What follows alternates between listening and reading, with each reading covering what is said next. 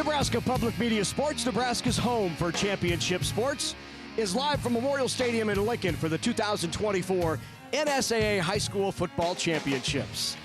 Our final state championship of the day is in Class A, and it is a good one. Millard South, the Patriots at 11-1, taking on the top-seeded and undefeated Warriors of Westside. And hello again, everyone, and welcome back inside Memorial Stadium along with Matt Verzal. I'm Larry Putney. Great to have you with us as we get set for Class A, and we've got a fantastic one. Neither of these teams have been beaten by a team in the state of Nebraska. Good technicality there, but second game in a row, we get 1 versus 2. Yeah. The game everybody's been anxious to see. We all talk about it all year. We've got Westside, Millard South to decide the Class A state championship game. Wouldn't want to have it any other way. You're right. This is the one everybody's been anticipating. Everyone expected it to be Westside and Millard South. Excited to have that matchup here in the state championship. Jet Tamala, he throws the ball like a rocket. The guy that leads it, right? One of the more high-powered offenses in the state of Nebraska, if not the most high-powered offense in the state of Nebraska. 3,444 yards passing the ball, and don't worry, got 44 touchdowns to follow that up to. Amazing season for that young man. He will lead the way for the Patriots, and Tay Jenkins for Westside. Tay is one of the great things about football. You don't have to be the biggest dude on the field to make a factor in this game, and he definitely is not. But tell you what, you're going to get everything he's got in that. He is not afraid to run in between the tackles. He also has the speed to break the big one, too, so it'll be interesting to see how Tay does tonight with his 179 rushing yards and 21 touchdowns to go with that. Some late developments here in this Class A game. For that, we go down to the field to Sean Callahan. Thank you, Larry. Yeah, Omaha Westside tonight will be without their head coach, Paul Lomaggi. He is not with the Warriors, dealing with a personal medical situation. They are no stranger here to this championship game. It is the 6th straight year Omaha Westside has played down here in Lincoln. Damon Benning, who obviously we know well here at Nebraska Public Media, will be running the show from the sidelines, leading the Warriors down here. But our thoughts and prayers tonight obviously are with Coach Lomaggi, who will not be with this Warrior football team in Lincoln. Yeah, thank you very much, Sean. That is a tough one. Paul Lomaggi has been so much to this program. Obviously, he's been down here and led them to state championships, and I echo the thoughts of Sean Callahan. Coach, we're certainly all thinking about you and wishing you the absolute best. Yeah, it's a tough situation. Health is always of the utmost importance. We wish Coach Lomaggi all the best, and I'm sure there's zero doubt in anyone's mind. He's wherever he is right now, making sure that he's watching his Westside Warriors get after a legendary coach in the Nebraska football game. The weather, though, is cooperated. Yes, it is. The wind has died down. The flags are limp. It is actually, I walked down the field. It is gorgeous down there. It's a great night to settle a Class A score between the two teams that nobody wants to admit it, but they've taken the rules. They've mastered the rules. This is the way it is. And so now we get to figure it out on the football field, which is the way it should be. I want to remind you that if you know anyone who would like to watch this, whether they're somewhere around the country or around the globe, they can watch Nebraska Public Media Sports anytime, anywhere on the Nebraska Public Media app. You can watch live streaming of today's game, college player profiles, full-length episodes from Big Red Wrap-Up, so much more. Just download the free Nebraska Public Media app today and tap into all of the action. I think there's going to be people watching this one from all over. Westside in their 6th consecutive state championship game. First team to ever make it to 6 consecutive. They're trying to win their 3rd in a row. That has not happened since Creighton Prep did it from way back in the mid-'80s, 85 to 88. Hey, we've already crowned 2 state champions. Central Valley beat Riverside this morning, 52-12. First ever state title for Central Valley. And speaking of first ever, Sandy Creek also winning its first ever. 1 2-point conversion better than Stanton. 44-42 was the final. We wrap up our day-long coverage today with this one in Class A. And then tomorrow, a full slate begins tomorrow morning at 10 a.m. That Newman-Norfolk Catholic game, it's going to be a good one. It will be a good one. 2-story programs in the state of Nebraska. Going to do some battle there early, bright and early, 10:15 in the morning to decide one for Class C2.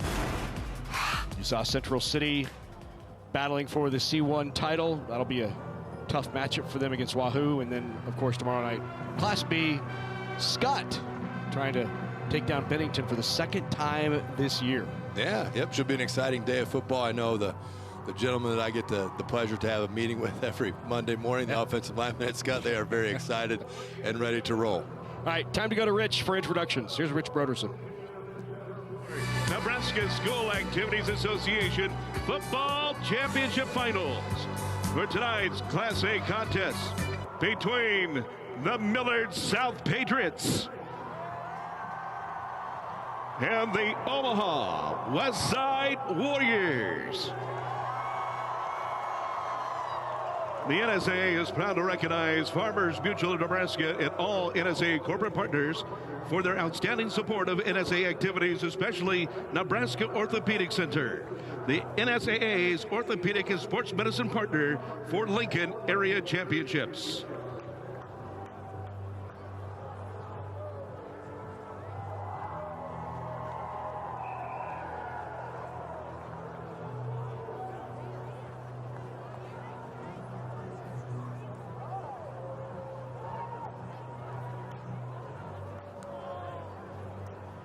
Ready to join the University of Nebraska's starting lineup? Email admissions at nebraska.edu today and find out how the University of Nebraska can help you be your best.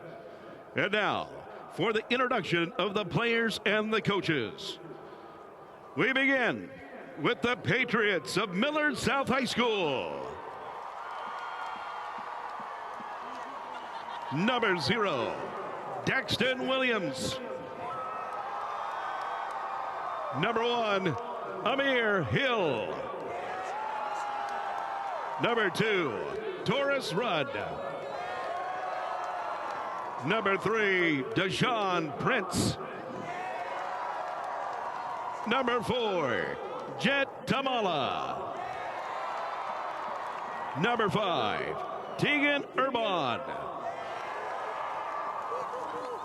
Number 8, Gabriel Pruka. Number 9, Amarian Jackson.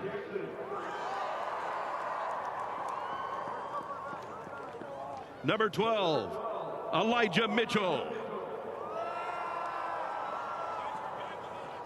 Number 23, Chase Lofton.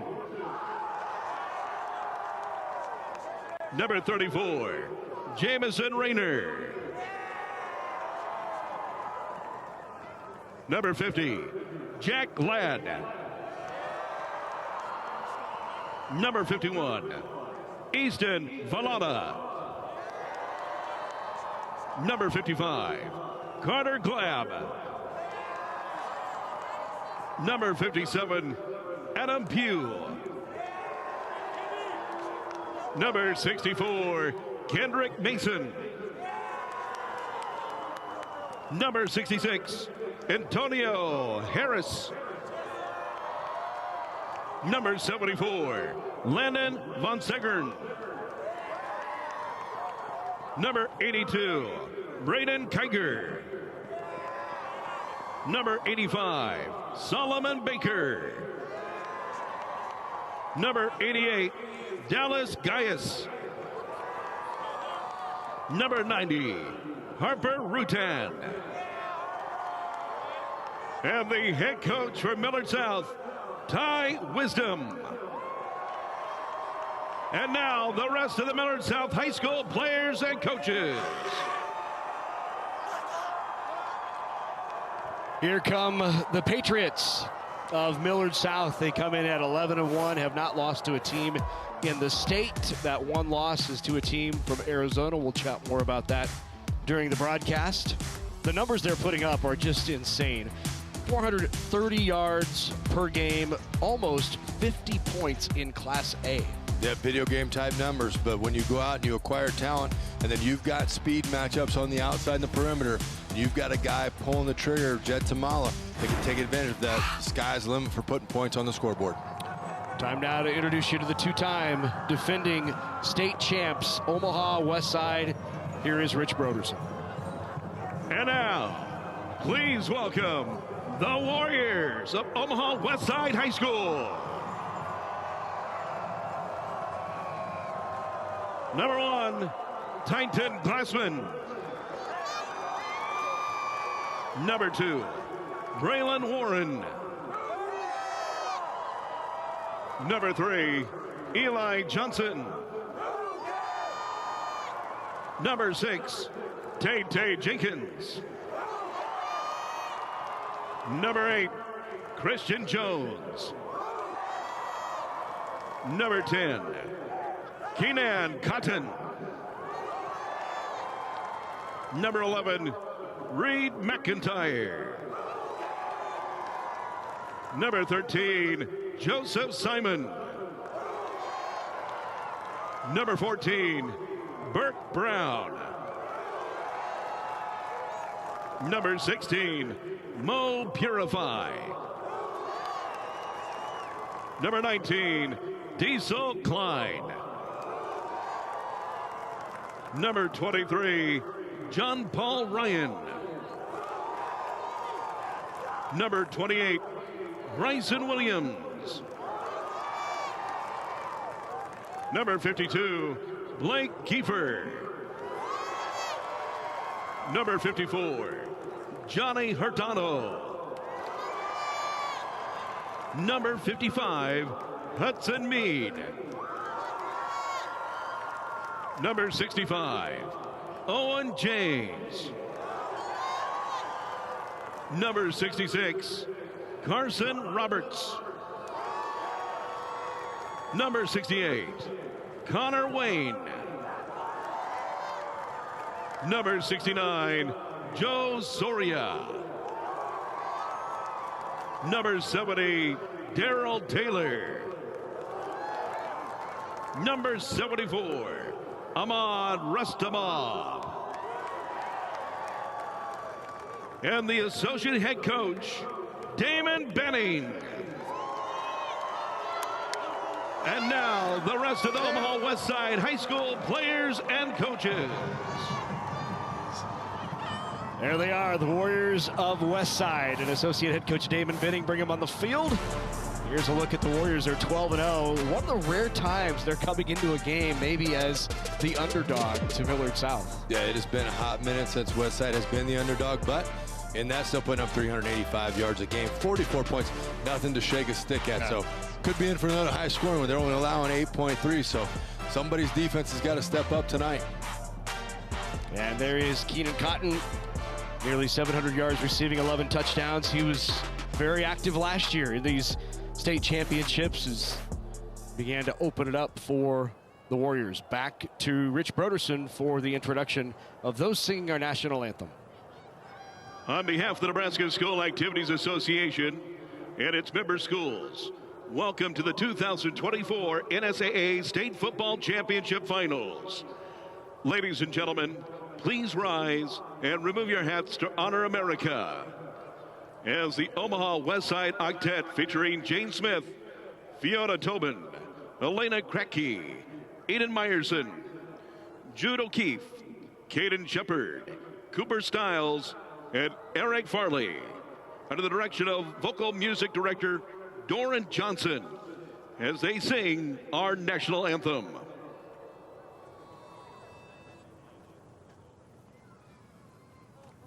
Oh, say, can you see by the dawn's early light what so proudly we hailed at the twilight's last gleaming?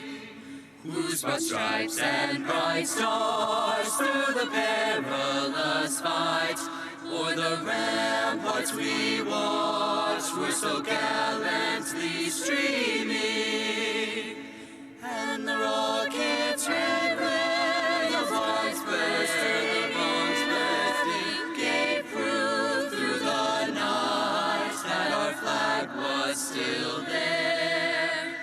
Oh, say does that star-spangled banner yet wave o'er the land of the free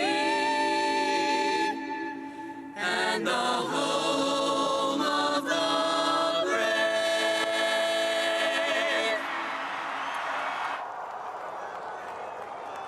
Westside Octet getting us going as we get set for Class A championship football. Millard South and Omaha Westside. Class A title is on the line.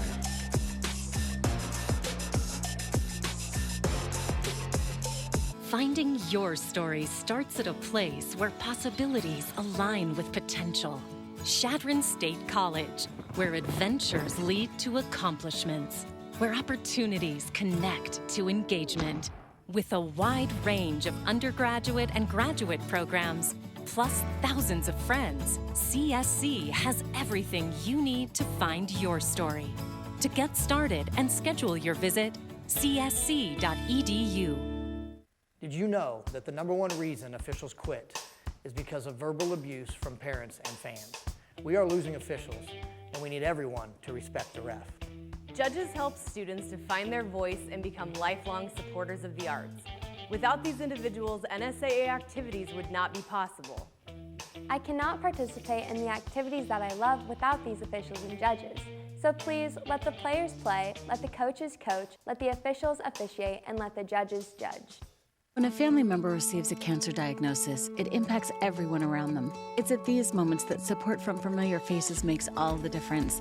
Our physicians and care team are with you every step of the way, from initial diagnosis, treatment, and beyond, as you enjoy life after cancer, providing comprehensive oncology services right here in Holdridge. Phelps Memorial Health Center offers oncology and infusion services 5 days a week to help meet the care needs of the community it serves. Learn more at phelpsmemorial.com.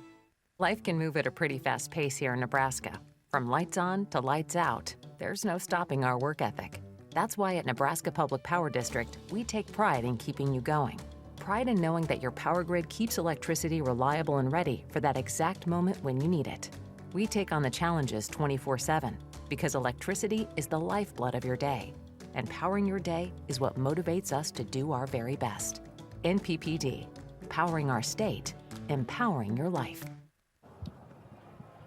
From just outside of Haymarket Park here in Lincoln, we're ready for Class A state football between Millard South and Westside. Good to have you with us here at Memorial Stadium. Great night tonight, clear. The wind has died down, almost no wind, 32 degrees. Terrific night for championship football. Absolutely gorgeous. Like you couldn't want it any other way than to try to sort this game out. There's our officiating crew that will handle the duties tonight in this Class A battle between Westside and the Millard South Patriots.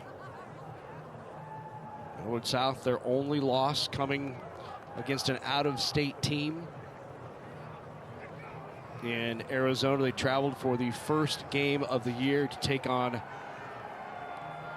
a team from Arizona called Basha, Arizona. They're currently ranked number 36 in the nation. They lost that to Basha 39-25, and they have since been rolling. Yeah, and it happens more than we probably all realize, but credit to those coaches willing to step out to the box. Credit to the NSAA for making that happen. All your border schools, it happens a little bit more. You know, Scottsbluff will go play in Colorado or wherever, but love to see it. Build the brand of Nebraska high school football. The Bash will come up here next year. Westside won the toss. They chose to defer. So the Patriots will get it first. Kick is deep, taken about the 15-yard line. The return here by Amarian Jackson, and Jackson out past the 30 to about the 33-yard line. And that's where we'll get our first look at this very potent Millard South Patriots offense. Jet Tamala will lead the way. Tamala, a 6'4", 190-pound junior who has set Class A playoff records, 3 of them, in fact. Passing yards in a game, total passing yards, and touchdowns in the playoffs with 13.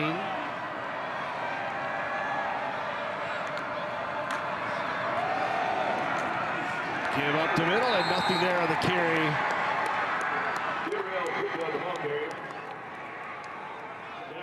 Just a little probing start there from Millard South. See what you can get established in the run game.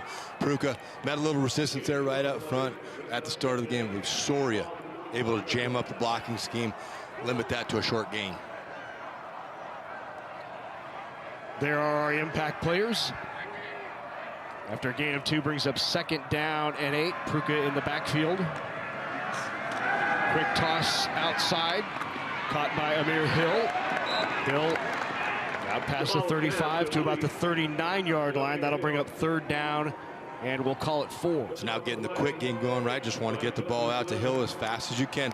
2 blockers, Chase Lofton being one of those in front of him. Good job by Christian Jones of defeating that block, making him turn up the field, just getting a little piece of the foot, but amazing balance by Hill to still get some positive yards out of that. Empty backfield for Millard South there. Quarterback draw is always a thing. I doubt that's going to happen, but you got to warn everybody. Prukai in motion, 5 wide.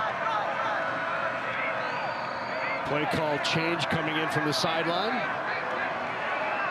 1 second on the clock, and a timeout will be taken by the Patriots. The game inside the game, right? So Millard South comes out, runs a little motion across to see how Westside's going to adjust. Coach Wiz wanted to get across there and get something else called. Clock ran down. Good time to take that timeout. Just get everybody settled down. Westside, having been here before, they kind of know the atmosphere and what's to be expected. Millard South, first time in it, just shake off a little bit of nerve, get that play in, and get a run. Ty Wisdom, the head coach of the Millard South Patriots, and there's a look at the Westside Warriors, who, as we said off the top, are without their head coach, Paul Lamongi, tonight. Had a medical procedure, will not be coaching. And Damon Benning, our colleague, will be running the show for the Warriors. There is something he's had experience in before. He's been a head coach before, so knows what's expected, knows the role. So should be easy for DB.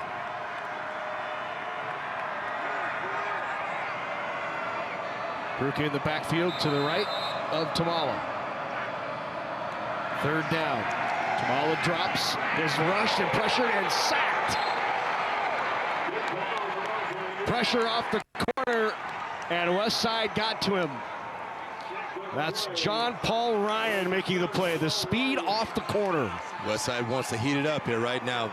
The extracurricular after, you got to make sure you don't get any silly penalty. You just made a huge play in the game. Done it before, get that sack, get out to it, but great defensive call there by Westside and staff, able to exploit a lack of blocking in the area, get the big sack, get some momentum on your side early in the game.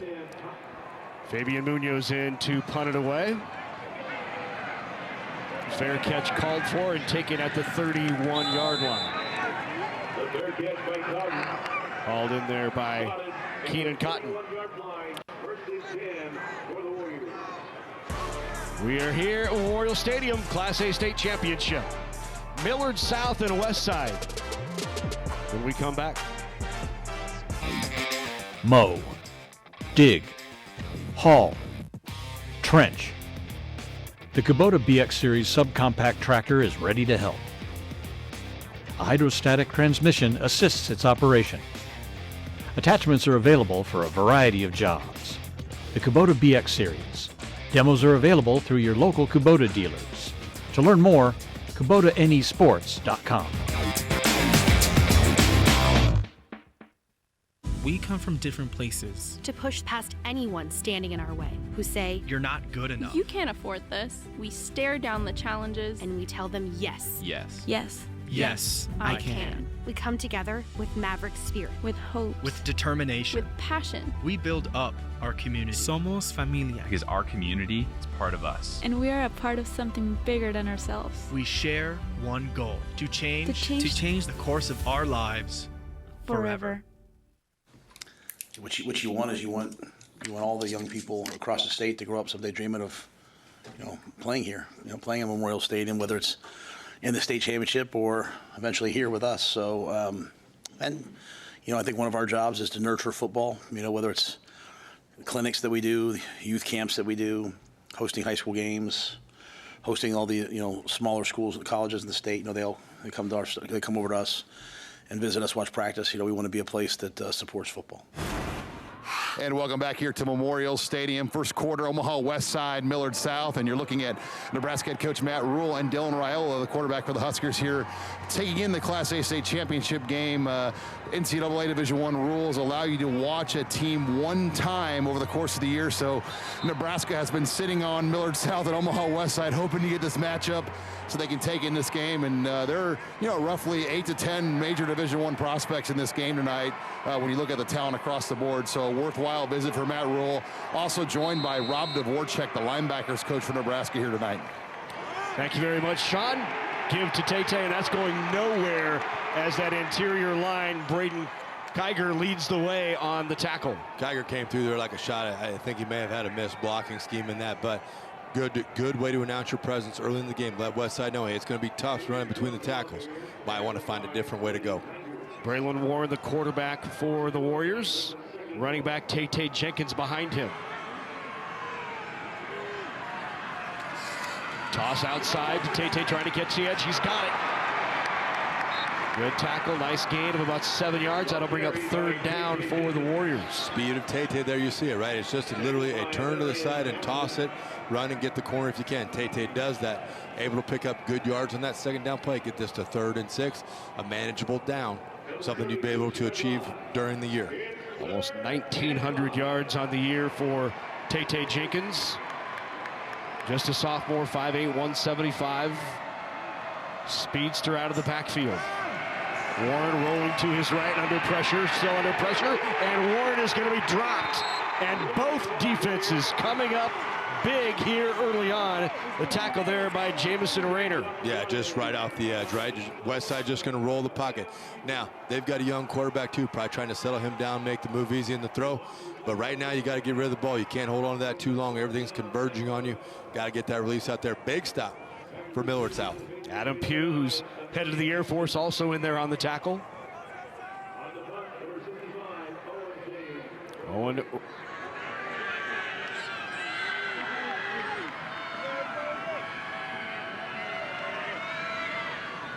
Special seems so crucial in this game, right? Waving everybody away. That's going to take a Millard South bounce and come back to about the 38-yard line. So 2nd opportunity upcoming for the Patriots. All right, so everybody's had a series. Okay, everybody should be settled in now. Now we'll see what Millard South come up here in their 2nd drive. See if Tamale can get settled in, get their offense in some rhythm, gain some yards here, score some points. You see the big fellows up front. Always got to love to see them.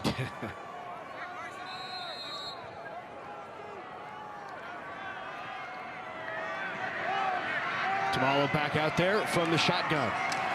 He will give to, that's Pruko with the carry. It is number 8. Great battles going on up front, right? Stingy yards to start the game. You can't have anything better. Both the defensive line from Westside, the offensive line from Millard South, jacked up and ready to get her going tonight. See a big 7-4 there. Landon Von Sergen. Gain of 3 brings up 2nd down and 7. Tamala back to throw. Caught. Jackson has it hit hard and pushed back. Very near the marker. He's going to come up maybe just a bit shy. That throw. They said complete or incomplete. They're talking it over. Having a discussion right now, but this throw, this is a long throw from hash to sideline. Tamala gets it on his guy. Out there, Marion Jackson with the catch. I don't know if he landed with that, but from what was called on the field, I don't think there's enough there to change that call at all. So they will say it's a catch. Yep, it's a catch. Fumble backwards out of bounds, so it's going to be 3rd down and 2. Interesting to see what Millard South wants to get done here. Do you want to establish right then with some run? A toss out to Amir Hill. Amir tries to get the corner and does not. What a play on the edge. Quentin Warren there, number 9. Is that 0? No, that's 9. Quentin Warren, what a play. Shot out of a cannon on that. Got a little bit of a hobble to him as he's going at it, but we're going to watch this play right here. He diagnoses this real quick, gets the outside, defeats the block, makes a great play there. Gets Coach Benning very excited. Well, they were hoping Quentin Warren would be able to go. Battling a bit of an ankle injury, said he's not 100%, but made a great play there.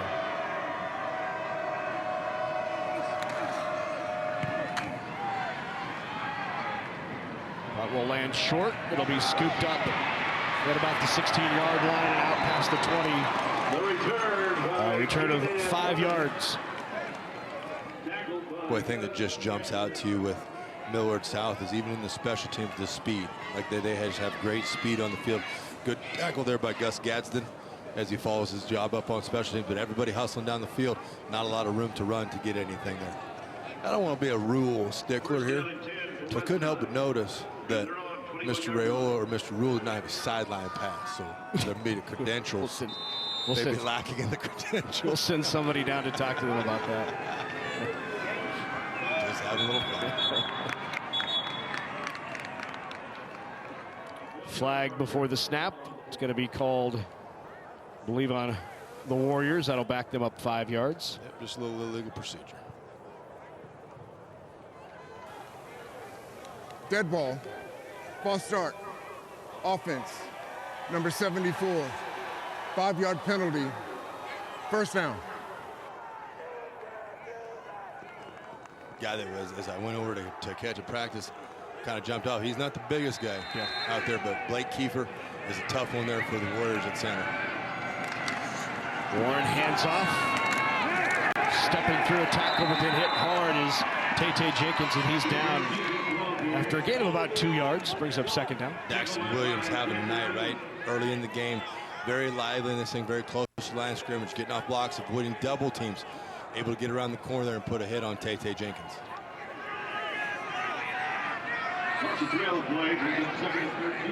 Pressure look here from Millard South.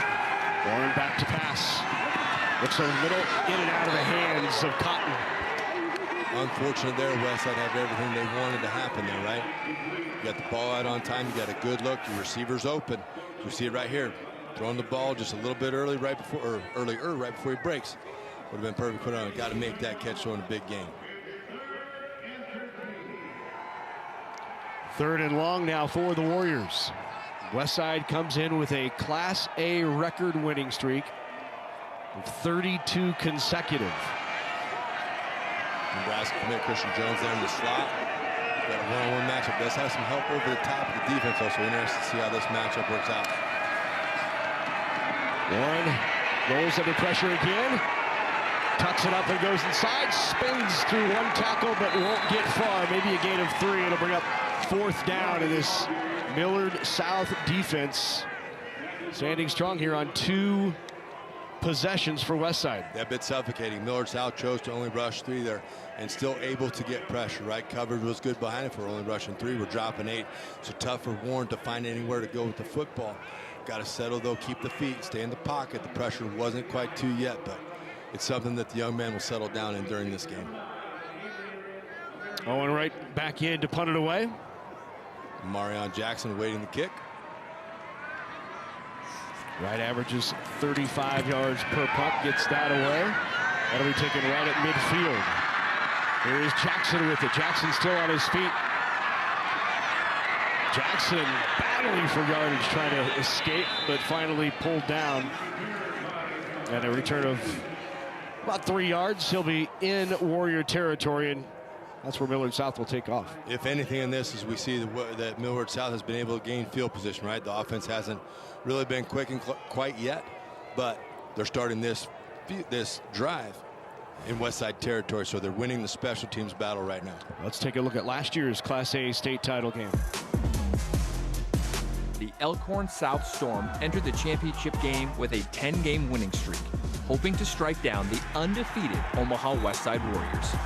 Within the first quarter, Westside quickly gained the lead, and by halftime, the Warriors dominated, 28-0.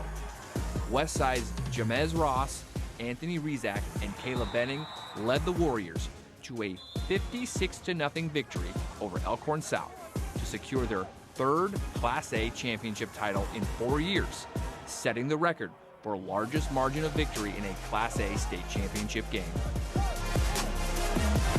It was a dominating performance by Westside. Win at 56-0, back-to-back state championships, and they're going for 3 in a row here tonight. See Coach Queen, Coach Benny in there try to get the troops rallied up here. Got to stay strong here. Bend but don't break.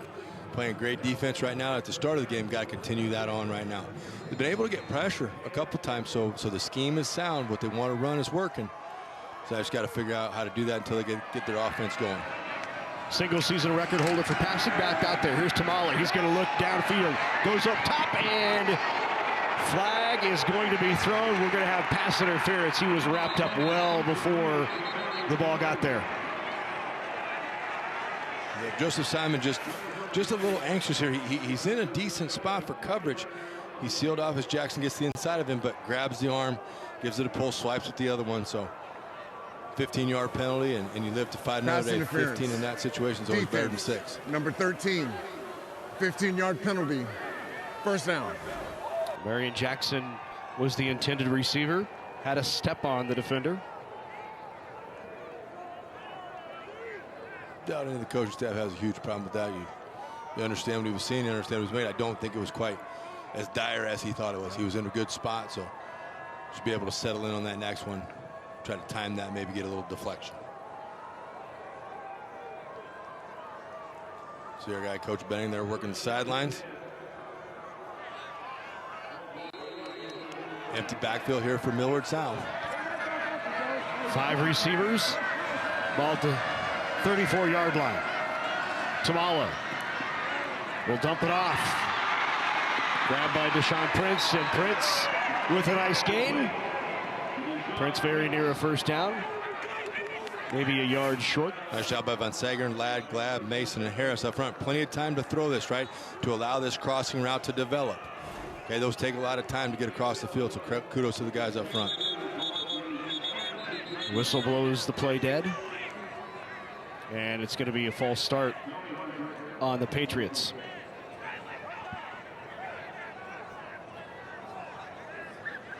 I mean, Hill in the backfield there. Had to get himself a carry, unfortunately, though. Flag. Snap infraction on the offense, number 64. 5-yard penalty, first down, or second down. So that wipes out the nice first down play for the Patriots, brings up second and now long. Ball will be spotted on the 31, 7 yards to go on second down.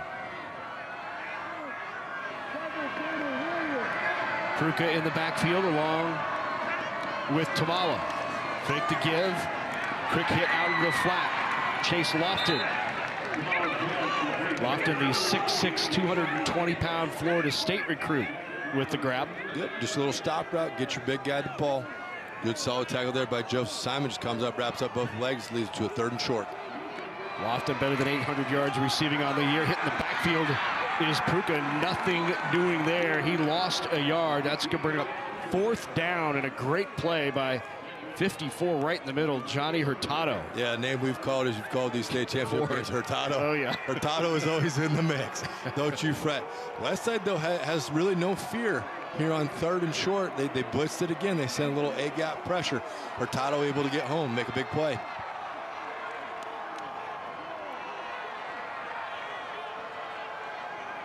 Fourth down and 2.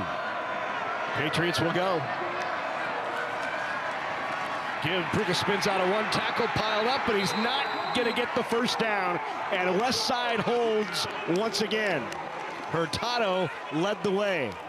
Christian Jones there also in on the action, but the up front, right, the initial contact of the play. Westside won that battle this time. Get good. You see Soria there, low off the ball, gets pushed down, but sheds the block and able to get in on the tackle. Just good team defense there by the Warriors.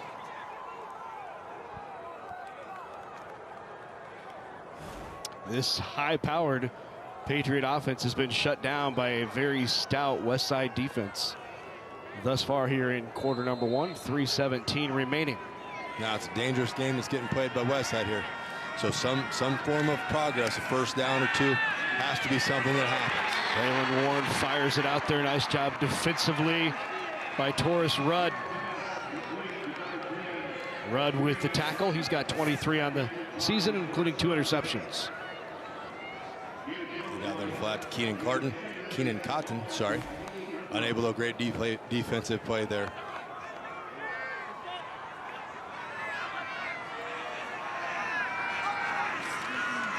Warren dumps it. Here is Tate again, far side. He's got enough for a first down. Tate Jenkins on the grab out of the backfield. Good little swing pass here. Nice blocking downfield. Getting Tate Jenkins in space, right? That's where you want him to be. And then for Millard South, if you can get Westside to just throw checkdowns all night, everybody rallies to the ball.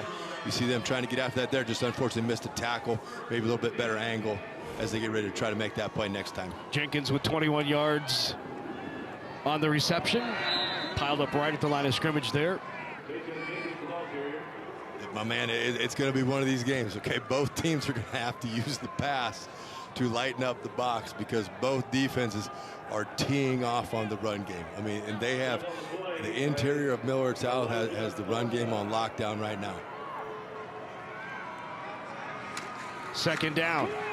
Jenkins again, and again piled up right in the middle, and nothing there, that interior line for the Patriots. Number 57 there again, Adam Pugh. Yeah, just a hammer in the middle, right? Hard to move. Does a great job with his base and his hands. Sheds the block, makes the play. So credit Pugh on that one. See the numbers there for the Patriots defense this year?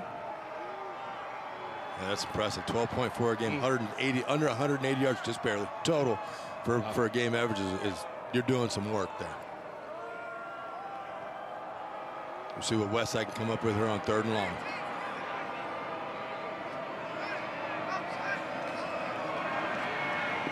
Look downfield, fires it out there, and overthrown over the intended receiver, Eli Johnson, incomplete. With versatility and the flexibility of the kids playing defense for Millard South, you'll see Pugh line up on the nose, you'll see him line up out at defensive tackle. You kind of see him moving around there. All different skills to know, pretty much the same, but different responsibilities every time. So credit to him for knowing it and the staff for ingraining it in their brains.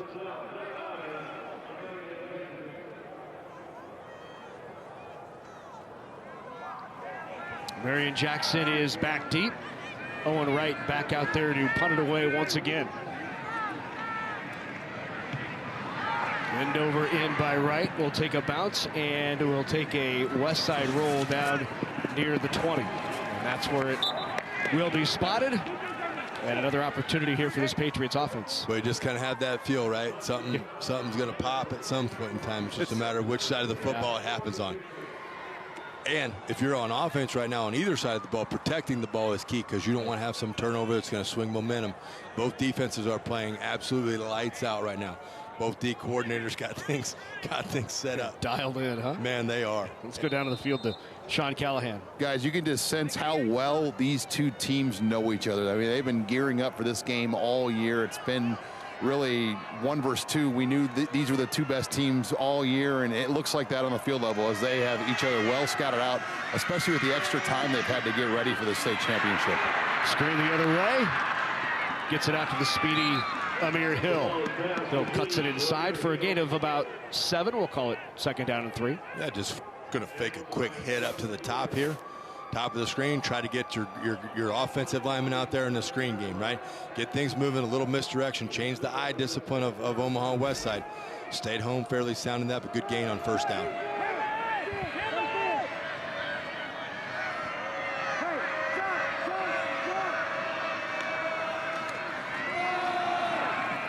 Here's the give.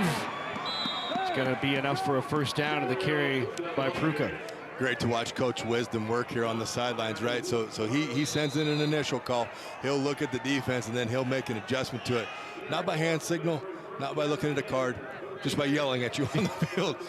Change it to this. That was just the 2nd 1st down of this 1st quarter for Millard South on the carry by Pruka. 15 seconds to go here in the 1st quarter, so don't know if we're going to run it down. Might let it. Nope, we're going. When you have a high-powered offense, you want to get as many plays run as you can. I am not sure they're going to. 5-4-3, and that's going to be the end of this 1st quarter. No score between Westside and Millard South for the Class A state championship. Between these two teams, a total of 3 1st downs in the 1st quarter. Just like we thought, defensive battle. A little bit of defense. High-powered offenses. How about that? First, a defensive struggle. You called it.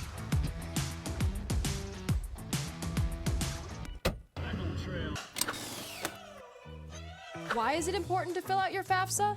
First off, it's how you apply for federal, state, and most college-based financial aid. It's easier to fill out than you think.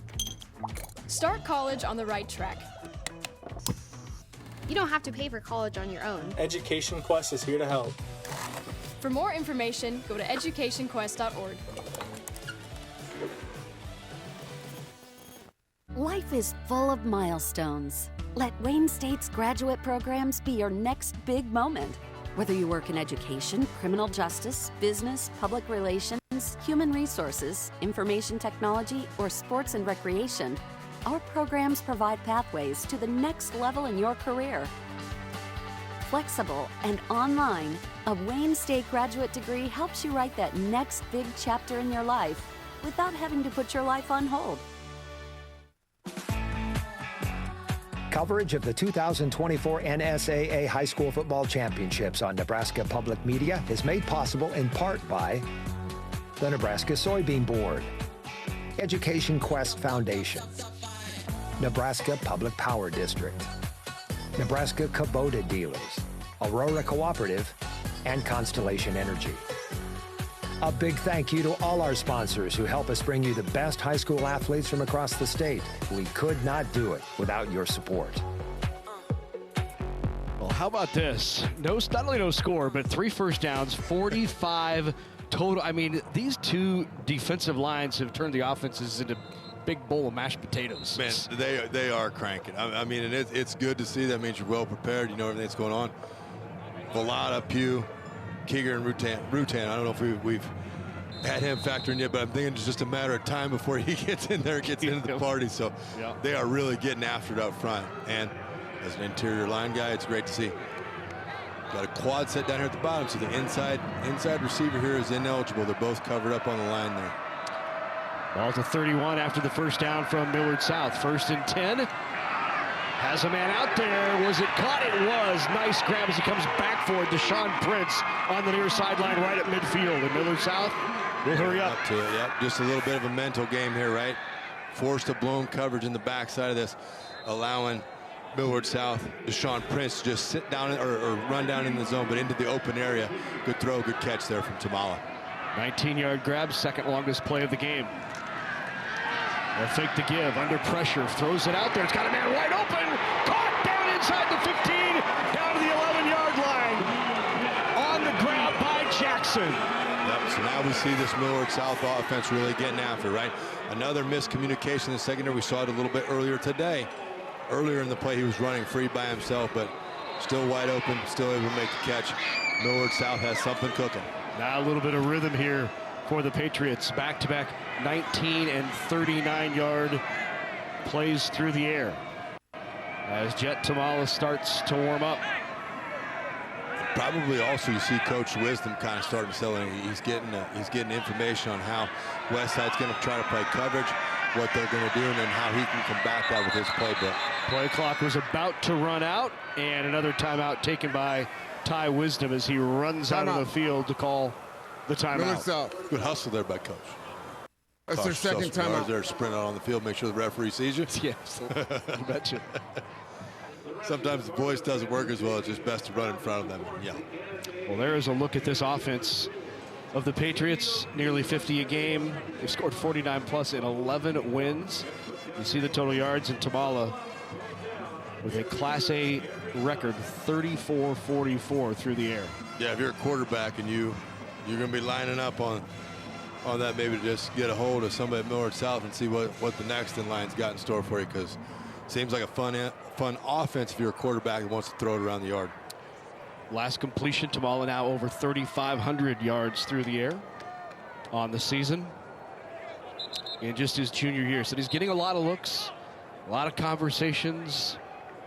Hasn't had anyone pull the trigger yet. I don't understand recruiting anymore. It's the craziest thing to me. If I was in recruiting, I'd be like, I watch your film, like, that's a football player. Yeah, but he's, X, Y, Z. He's this tall. He weighs this much. Yeah, I don't care. Did you see him play and did you see him win? Those are my only two questions. The 105 is certainly going to affect recruiting. There's no doubt. Rolling to his right. Has a man out there. Flipped out there. Touchdown. Patriots are on the board. Touchdown.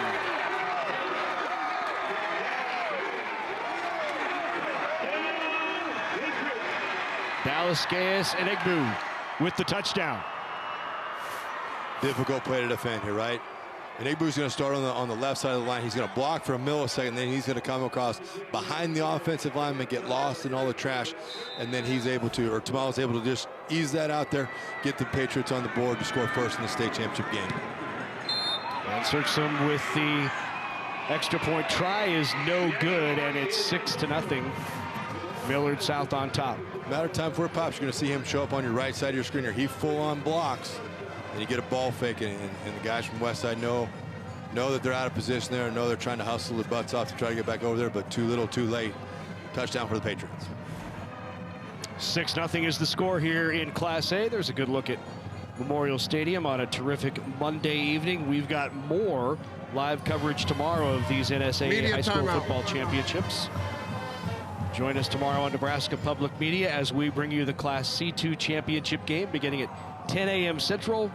Then in the afternoon, it's Class C1, and we wrap it up with Class B tomorrow night as Scott and Bennington battle once again for a state title. You can watch all the action on Nebraska Public Media or on the free Nebraska Public Media app. Yeah, those two have played a couple times over the years. Yes, they have. Played a few games with each other. You would know. You would know. Should be another great day of football. So let's go down to the field to Sean Callahan. Guys, you were talking about Jet Tamala and the recruiting. You know, he had a great sophomore season. The recruiting calendar, especially for quarterbacks, is unique. I think for him now, the month of January is what to watch. Coaches will no longer be able to go out on the road here in December. It's a new recruiting calendar with a December 4th signing day. But come January, that will be when 2026 prospects like Jet Tamala will have a lot more eyeballs come his way. And if things pick up, that is when it's going to really begin for Jet Tamala, especially with the 44 touchdowns, now 45 touchdown passes he's thrown here over the course of this junior season. And he's going to break, if he does this again a year from now, he's going to break every single throwing record in the state of Nebraska. Hey, Shawnee, how many D1 commits do we have in this game? Well, I mean, there's a lot of guys that have, you know, Christian Jones is obviously committed to Nebraska.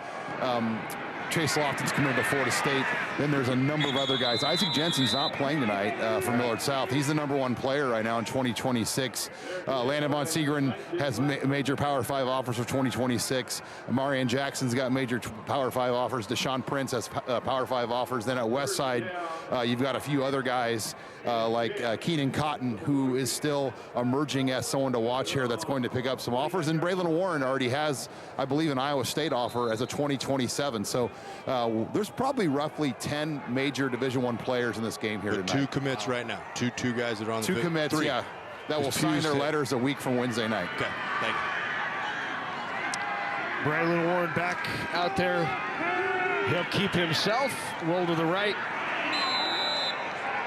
Nice play by number 51, Easton Vallada. Yeah, that's a really nice play, right? Your initial engagement was with the offensive lineman, quarterback, and it was something that I think Westside wanted to focus on, was making sure they knew Braylon Warren was capable of running the football. Sniffs it out there, big 5-1, able to pursue down the line and make the play. It's a good effort by that young man there.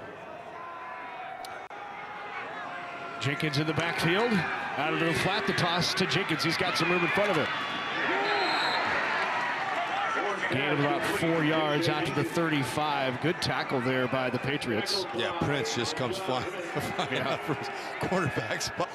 Wrapped up Tay before he could get a move made there. Good battle there on the outside. They'll want to see that one happen, because we're going to get some back and forth in that if Westside continues to use that little swing pass to their advantage. 3rd down and 4 for the Warriors. Inside, reverse handoff. Tucks it up and has enough for the 1st down. Good carry there inside by Cotton on the 1st down. Yeah, it is. And it was a good, tough run, because initially when he decides to cut this up, it isn't looking real solid, but fights his butt off, gets up the field, gets himself a 1st down, gets Westside a little bit of time to just kind of settle into this game still. Always good to fight your butt off. Yep, always. So other words, I you have no idea how nervous I am to not say the real coaching words that I use. Dragged down right at the 45-yard line. That's going to be a loss of 1. Got back near the line of scrimmage. So looking for Westside here to get Eli Johnson involved in this, right? He's a big kid. He's got great hands, good playmaker, right? Somebody that they need to incorporate in somehow. But Millard South has done a great job of taking him out of the game. 2nd down and long. There's Jenkins. Tries to make the outside, and good shoestring tackle. What a good play there. What 8 or 9? Was that Jackson? It was Jackson. Yeah, Marion Jackson's is down there. I mean, If he didn't get this, there could be a move made, and that could have really swung some momentum here in the game.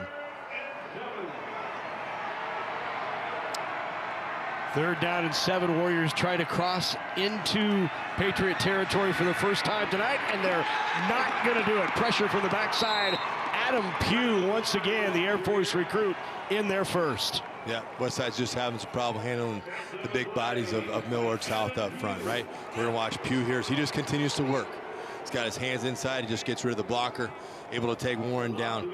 That's just effort. That's a great effort by him. He knows what's happening once Warren decides to break the pocket, abandon the pass, and he's able to make a big play there. Going right out there again. Back deep is Jackson for the Patriots. Fair catch called for and taken right at the 23-yard line. So last time out, this Millard South offense finally got something going, had good rhythm. Tamala completed 4 consecutive, led to the touchdown, and they lead it 6-0. Yeah, Tamala just a subtle 8 for 8 on the evening so far. Is that all? Yeah. 8 of 8, 99 yards. Not bad. Not a bad start to a game. 1,000%. Westside now opportunity, right? Got to answer the bell. I fully believe something will get figured out by Westside's offense. I truly do. But Westside's defense has to maintain this level of production. But Millard South's offense is starting to settle in here, get a rhythm of the game, and looking real good doing it. Hand off to Amir Hill, near side. Amir with a stiff arm gets away from one. Ooh, big hit there right on the near side. A gain of only about 2.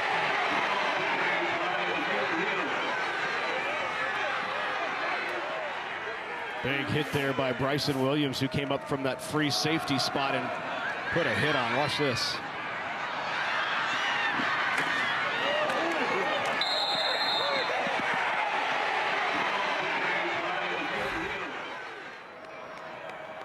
We're going to give him a gain of 3. Out to the 26.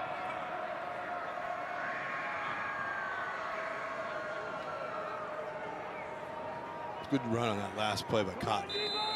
Cotton able to keep outside leverage or force that back inside, who was helping that everybody can hustle to the ball.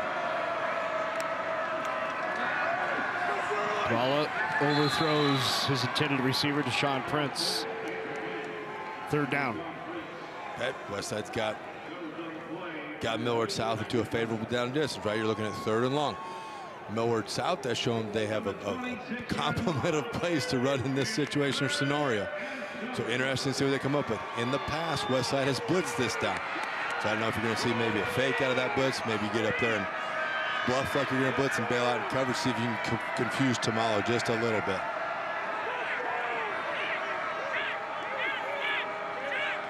Third and 7 as Ty Wisdom barks out the play from the sideline. Tamala drops back. Tamala has pressure rolling to his left. Still under pressure. Gets away, fires it downfield, and Tamala has a man out there. Caught! Actually, ball no, incomplete. Knocked out at the last minute. Yeah, it was knocked out at the last minute. That's just good. Good hustle there by Joseph Simon. Heck of a job here by Soria. Soria makes sure that Tamala cannot get to the edge. He just fell asleep for a little bit from Simon, came back, hustled, never gave up on it. Fought his hand through there and was able to pry the ball out. So textbook defense once you're in a bad position. So great play there, eliminating a huge play.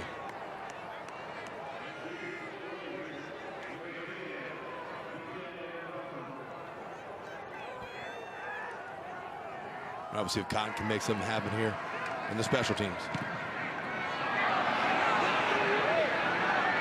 High into the air, takes a Patriot bounce, rolls down to about the 36-yard line as that was Chase Lofton on the punt there. Attention to the details on the basis there. Drives every special teams coordinator crazy when the ball's sitting there. They don't pick it up, take the ref. So good job there by Pruka, giving his coaches just an ability to take a deep breath. Midway through the second quarter, 6:54 remaining before half, 6-0. This is flying 2 on the clock. It is moving back and forth. See what the coach said. Coach Sakura came up here with Westside while they had some time while the defense was on the field.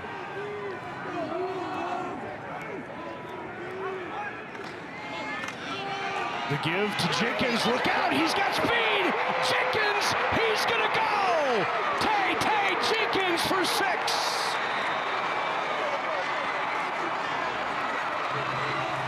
63-yard touchdown run, and the Warriors have evened it.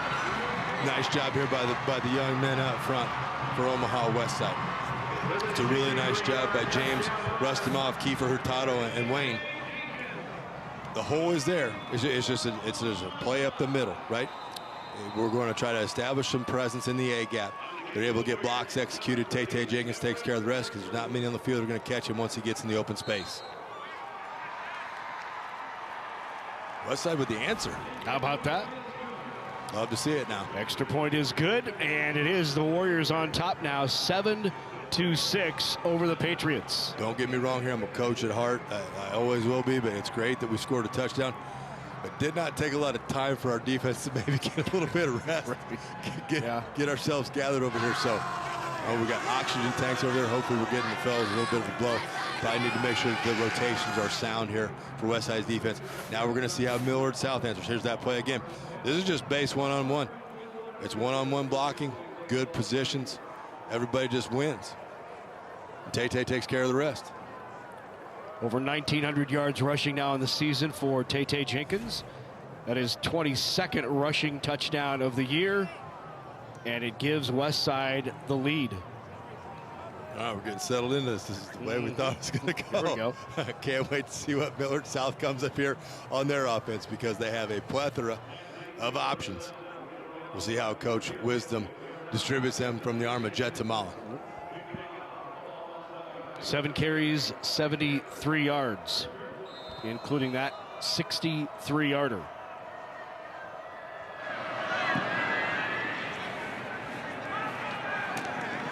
Taken at the 7-yard line. Jackson is hit, does not get back to the 20. He is dropped at about the 18-yard line. Or they're going to say right at the 20.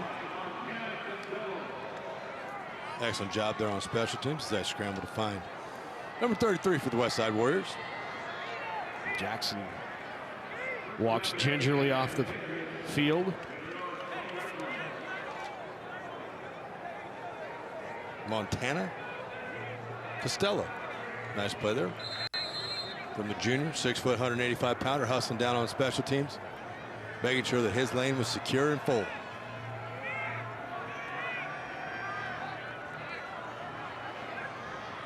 But they just come out. I mean, it's when you look at this, it's a bit of a defensive coordinator's nightmare because you're in empty right now, and you're trying to find matchups that you know you can win.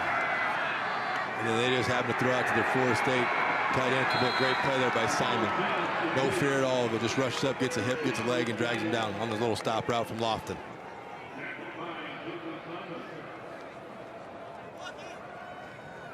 Double duty tonight for Coach Banks. Got to call defensive plays. He's got to be the head man.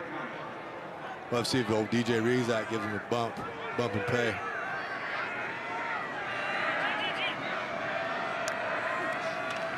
Back throw again is Tamala, looking downfield, floats it out there, and pushed out of bounds, incomplete. The intended receiver was Prince. Great throw. Prince pulled it in, just did not get a foot down. Yeah, fantastic job up front by Millard South's offensive line blocking here. Westside brings not one but two, and they pick up the pressure very easily. So giving Tamala time to throw the ball. Just unfortunately, we had to place it in the zone. He just had to get a little higher than he wanted to make sure he got it over the defensive back. High-level football route combinations. I mean, blitzes, very exotic blitzes coming.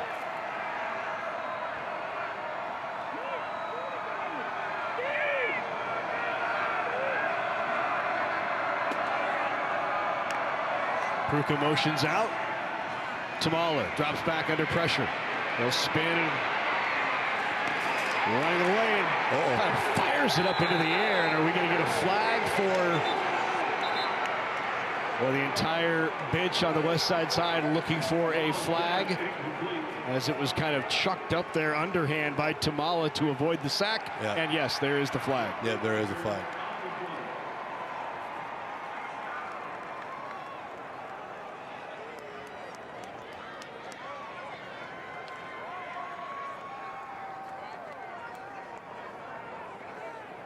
That's a loss of downs. We're going to be looking at 4th down.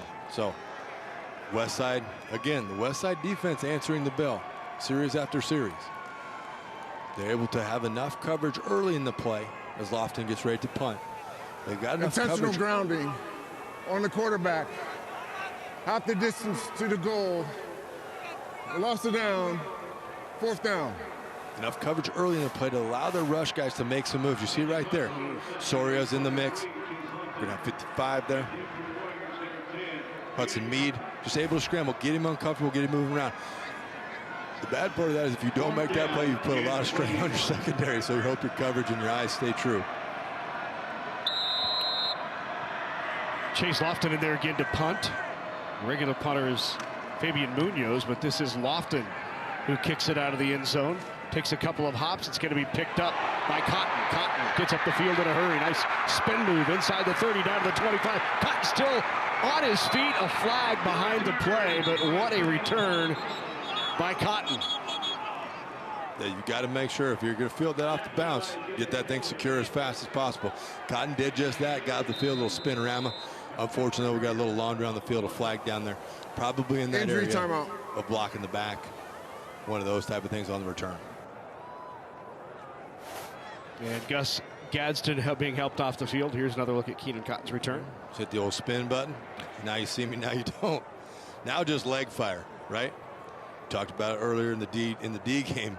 Just powerful kid. Wow, look at that. Busting it in the weight room, pays off on the field. Love to see it. As we wait to see what the flag leads us to. We're able to get our injured player off the field. Looks like something maybe in the ankle range. It's kind of favoring that right one a little bit. Let's see what the flag is about. Illegal blindside block on the return team, number 4.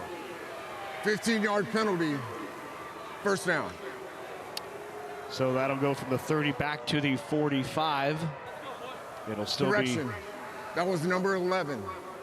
Thank you for the correction. Some of us in a longer time gone by, we got our ability to play football in high school because we were the wall setter and what is now termed an illegal blindside block. It's kind of what we buttered our bread with and maybe got us a little attention to get us a little more playing time.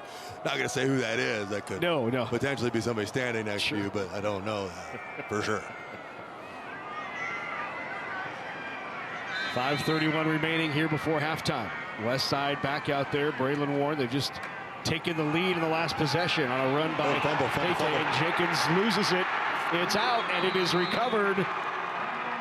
Nope, it's going to be Westside's ball. Thought initially that the Patriots were on it, but they say it stays with the Warriors. Christian Jones able to get on that fumble. As you see here, Westside has found something they like, just mano-a-mano A-gap. Okay? Big 85 there for Millard South. Going to get in there and fight for that. Nice job by Jones. Gosh, couldn't catch a number of that, but that was just a good play. Yeah. Could have been routine. Good, tough running there by the 5'8", 175-pound Tay Jenkins. Told you, he ain't the biggest guy on the field, but he's easily in the top 5 of the toughest out there. He's just going to get downhill, takes a big shot, just keeps the legs going. Just keeps them turning, keeps getting positive yards, always falling forward. Quick to give this time. They'll look up top, across the middle, got a man. Spun down at about the 8-yard line on the reception to Eli Johnson. Yep, just a guy you got to get involved. Another flag on the play, though, is in the area of holding. But good on the Westside coaching staff to go right back to Tay Jenkins after the fumble, right?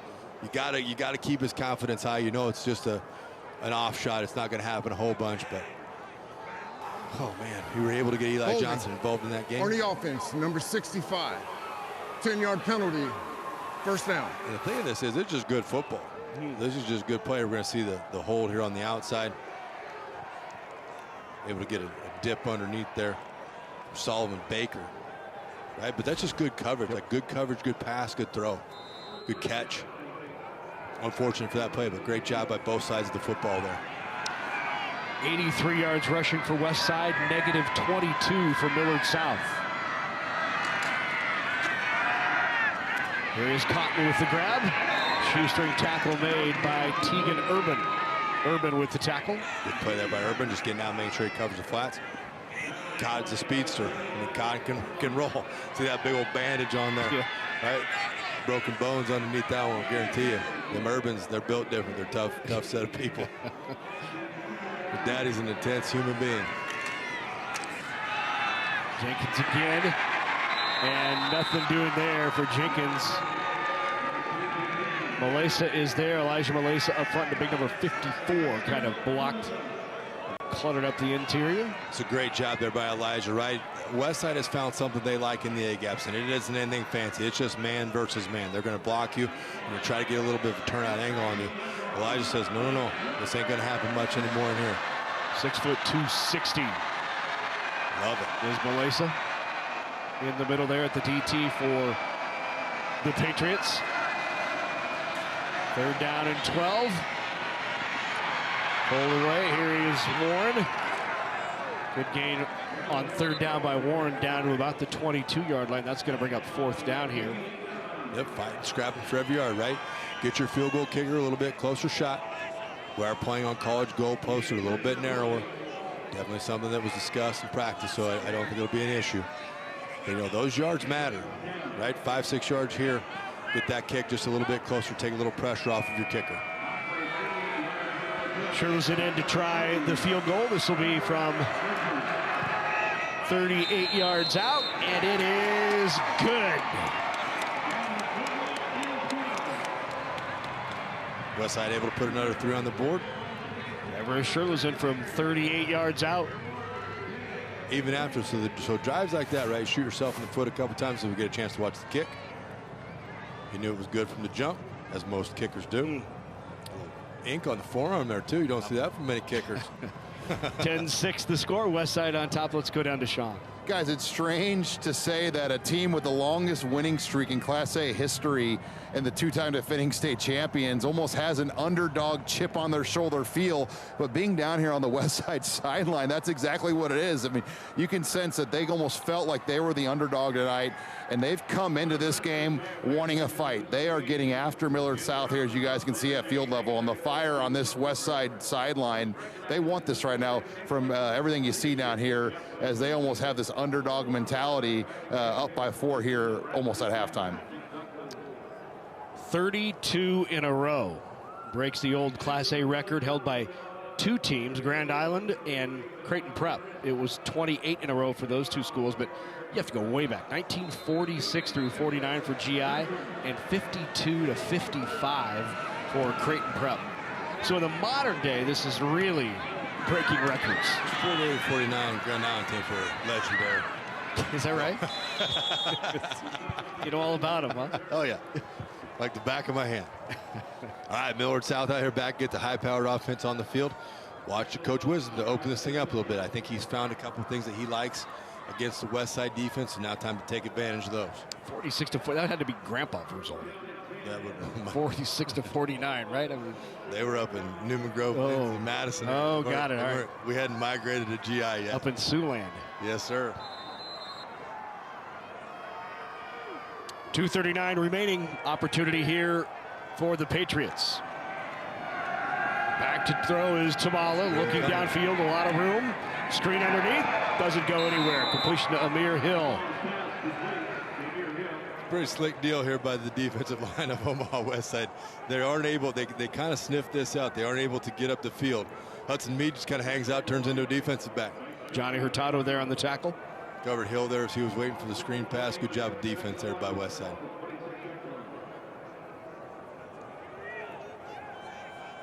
The greatest thankless job you'll ever be a part of. Defensive and offensive line play.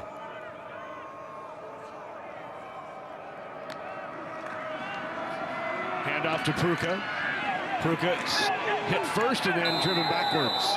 He's going to lose a yard, and Westside's going to take a timeout.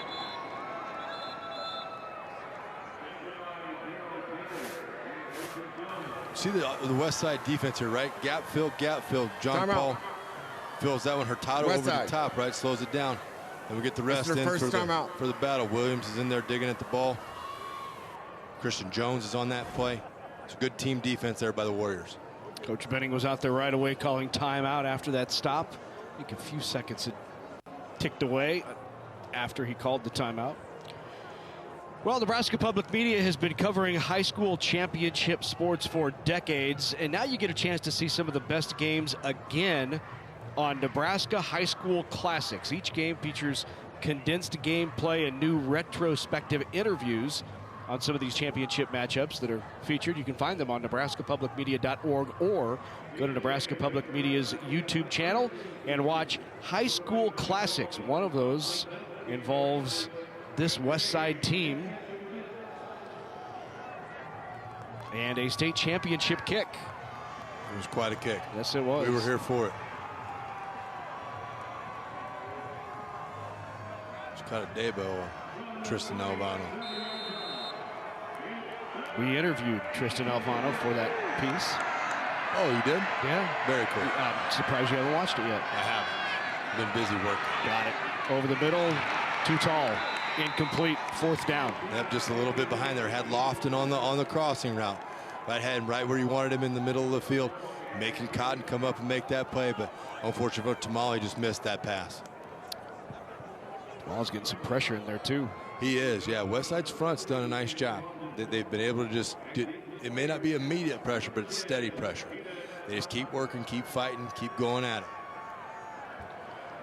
Fabian Munoz has been the punter all year for the Patriots. In the last 3 times we've seen Chase Lofton out there punting for Millard South.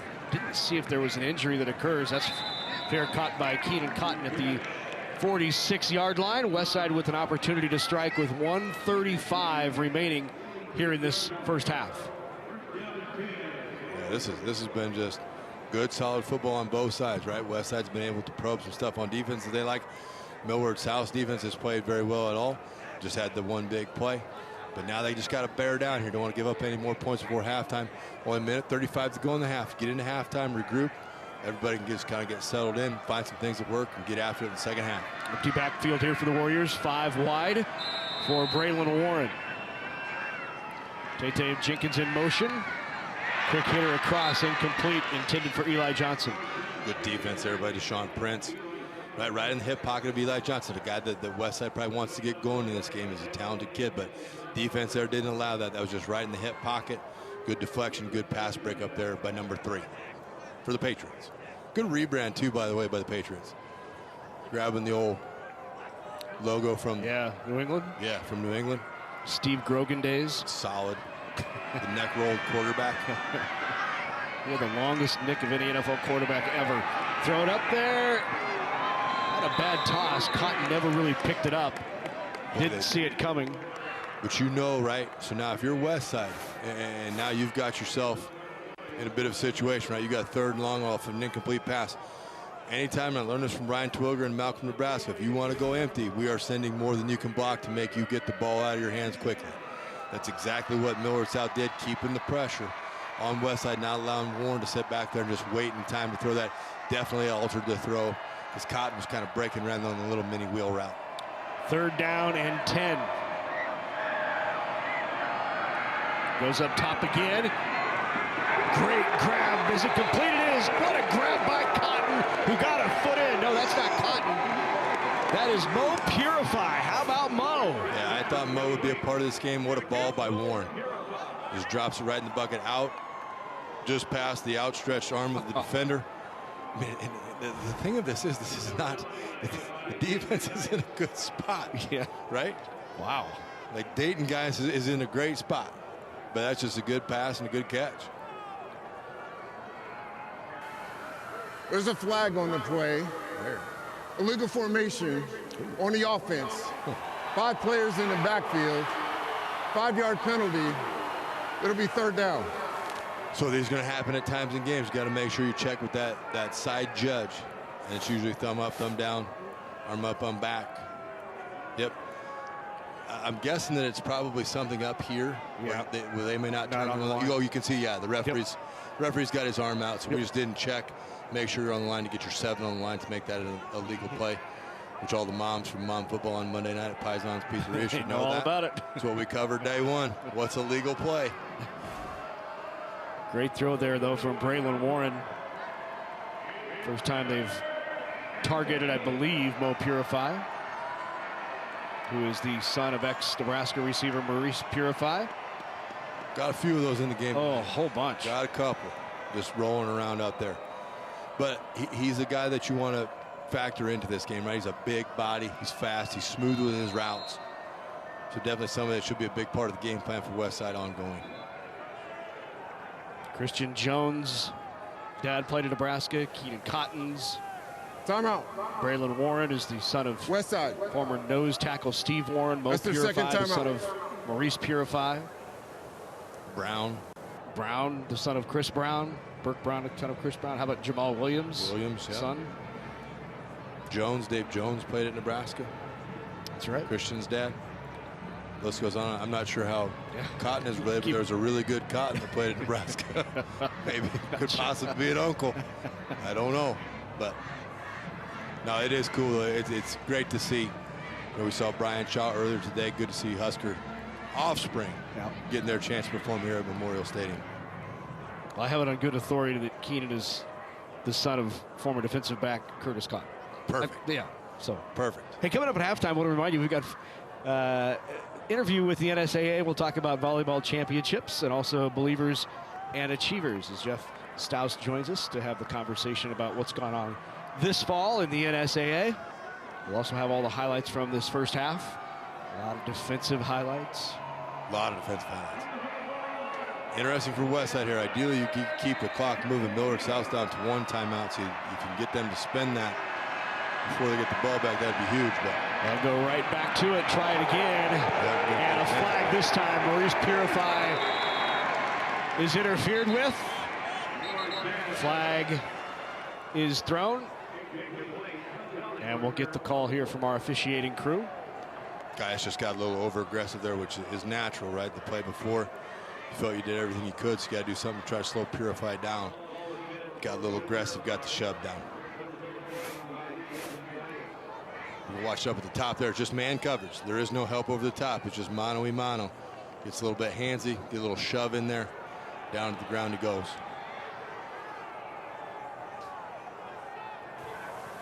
Pass interference. Defense, number 0. That 15-yard penalty result in the first down. Still plenty of time here for Westside. They've got a timeout remaining with 1:14 to go before half. They'll march off 15 yards, and it will put the Warriors into Patriot territory. There is Damon Benning.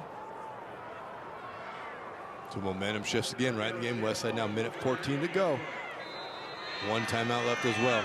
See what they can come up with here in the closing minutes of the first half.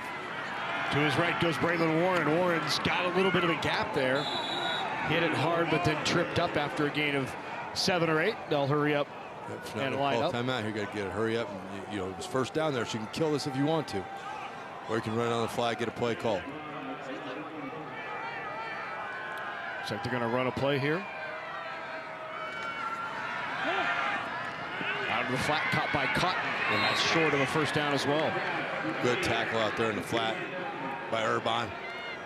Big arm bandage and all, just in his responsibility, solid as the day is long.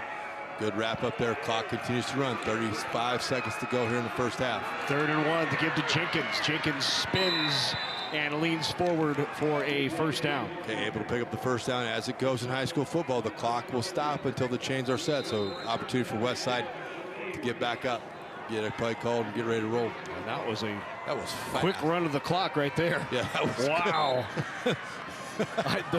I was watching the chains and they were not set, and we had a clock running. Yeah, chains were still in motion. Let's go, boys. Yep. Right. Warren spikes the ball down. 22 seconds to go and 1 timeout. So more time than you think in this.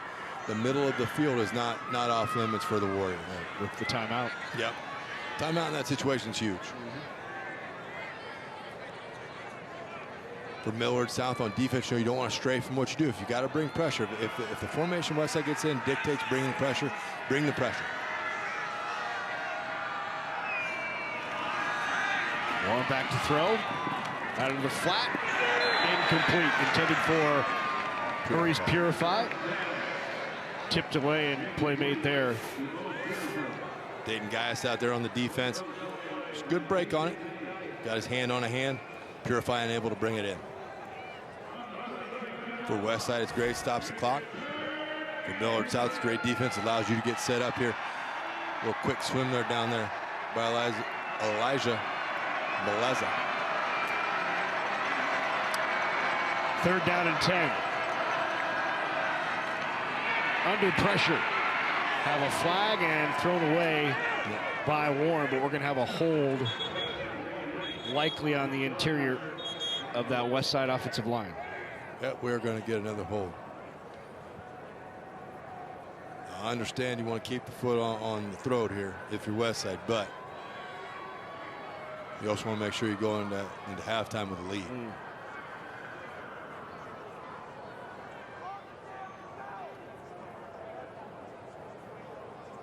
Do you take the 10 yards and remains 3rd down, or do you decline and make it 4th down?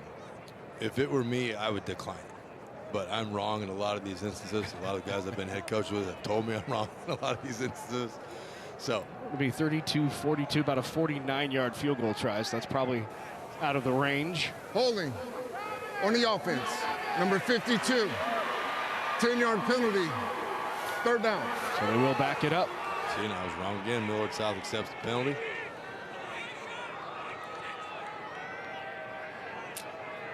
Don't know if I could call that one hold. Somebody lost a shoe there.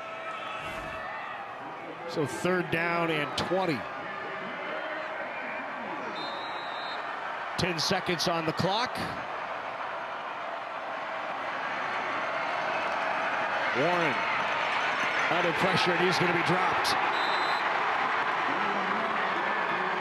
Solomon Baker with the sack, and time expires in the 1st half. The excellent job of pressure there by Westside, or by Millard South. Just continuing to push to the football, just continuing to grind to make That's a play. halftime. Big step there, get out of halftime. Hasn't been your best half of football, but in this game, just a single score game, so not really that big of a deal. Get in, regroup, get ready for 2nd half. Westside on top, 10-6. Let's go down to the field with Sean Callahan. With Omaha Westside Associate Head Coach Damon Benning. Coach, how do you like the way your defense has come out and attacked Millard South? Yeah, that was the game plan. And, you know, that's an explosive offensive team, so we want to make sure that we stay play to play. If we're good and we stay in the moment, we got a chance here. And obviously a tough situation with Coach Lamaji not being here tonight. How do you like how you guys have managed this, and how have you handled it as a staff? Well, we're family, and we're super close. And we say this, and some people, they kind of roll their eyes, but around here, love always wins, right? Love where you're at, love being in the moment. We love our staff, we love our players, and over time, that's what we rally around. Hey, well, thanks, Damon. Good luck today. Thank you very much, Sean. Westside on top here at the half. They lead it 10-6. Class A state championship will be decided tonight here at Memorial Stadium. All right, it's time to talk about us. Not him, not her, not them. Us. Thanks to us, things have been great. In fact, you can find us just about everywhere. Your food, that's us. Your food's food, that's us too. Your fuel, that's us. And should anyone out there happen to doubt us, by all means, just watch us.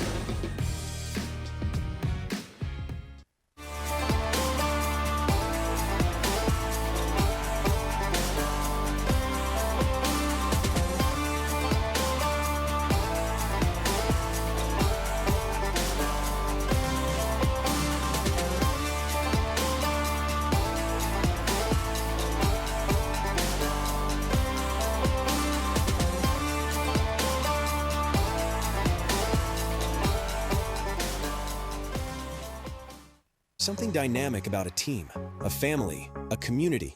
At UNK, we thrive on collaboration, turning individual strengths into collective triumphs. Lopers are known for healing others, for big business ideas, for teaching and leading, for being the first generation and inspiring the next. At UNK, you won't just follow a path, you'll blaze new trails. While one can be strong, together, we are unstoppable. That's the power of the herd. Coverage of the 2024 NSAA High School Football Championships on Nebraska Public Media is made possible in part by the Nebraska Soybean Board, Education Quest Foundation, Nebraska Public Power District, Nebraska Kubota Dealers, Aurora Cooperative, and Constellation Energy. A big thank you to all our sponsors who help us bring you the best high school athletes from across the state. We could not do it without your support. Halftime of the Class A state championship. Millard South Patriots trailing the two-time defending champions from Westside, the Warriors. It's 10-6 at the break. Joined now by NSAA Associate Director Jeff Stouse. Always good to have you with us. Thanks, Larry. Talking volleyball? Yeah. Pretty successful fall for volleyball this year. Yeah, it was a great season. You know, we have some incredible talent here in Nebraska when it comes to high school volleyball, and this year was no different than in past years. Really competitive the entire way throughout the tournament, a number of 5-set matches even in our quarterfinals, what didn't used to be the case. And so really successful week, really successful season for everyone. And how about the fan attendance this year? You got over 40,000 fans this year. Yeah, 40,000 people to come watch high school volleyball in Lincoln, Nebraska over 4 days. Wow. That doesn't happen everywhere either. So extremely fortunate for the passion that people in the state of Nebraska have for this sport. And, you know, we had almost 50 kids playing in the state tournament. They're going to go on and play college volleyball somewhere. Wow. When you think about the population of our state, that's pretty incredible. Yeah, for $1.9 million to produce that many next-level volleyball players, it truly is amazing. We had some terrific matches, and, you know, Papillion La Vista South wins their 7th title overall. Yeah, and then you look in Class B, Omaha Scott had a run of 9 in a row, and Norris broke that in a 5-set thriller. That's one of the better matches I think I've seen since I've been at the NSAA. And then, you know, we had several other, Lincoln Lutheran pulling their 4th, I believe. Minden was a back-to-back.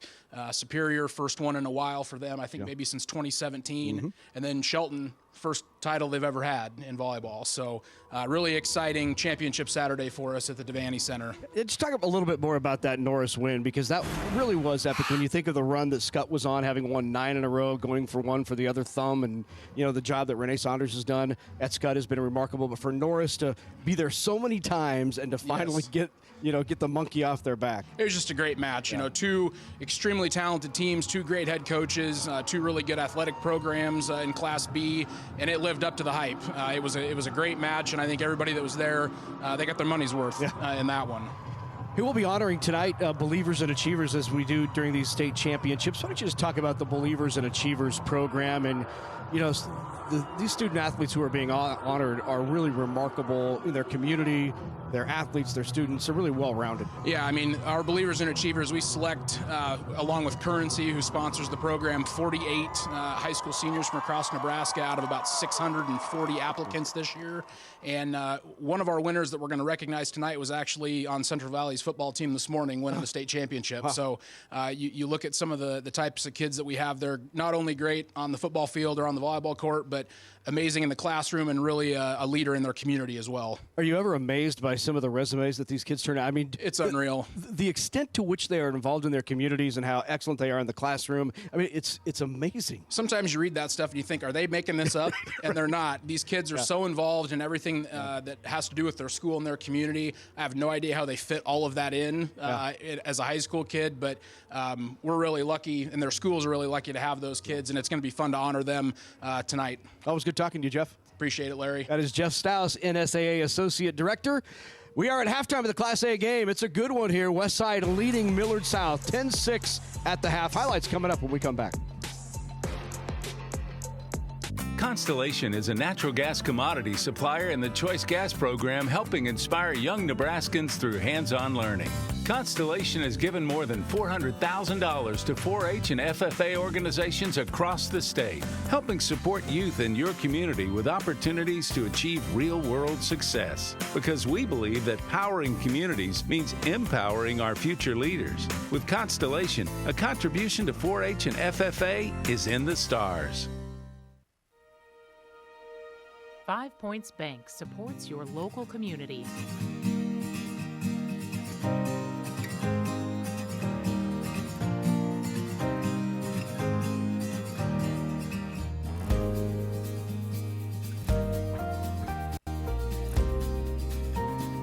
Five Points Bank, supporting local communities and athletes as a proud sponsor of the NSAA High School State Championships on Nebraska Public Media.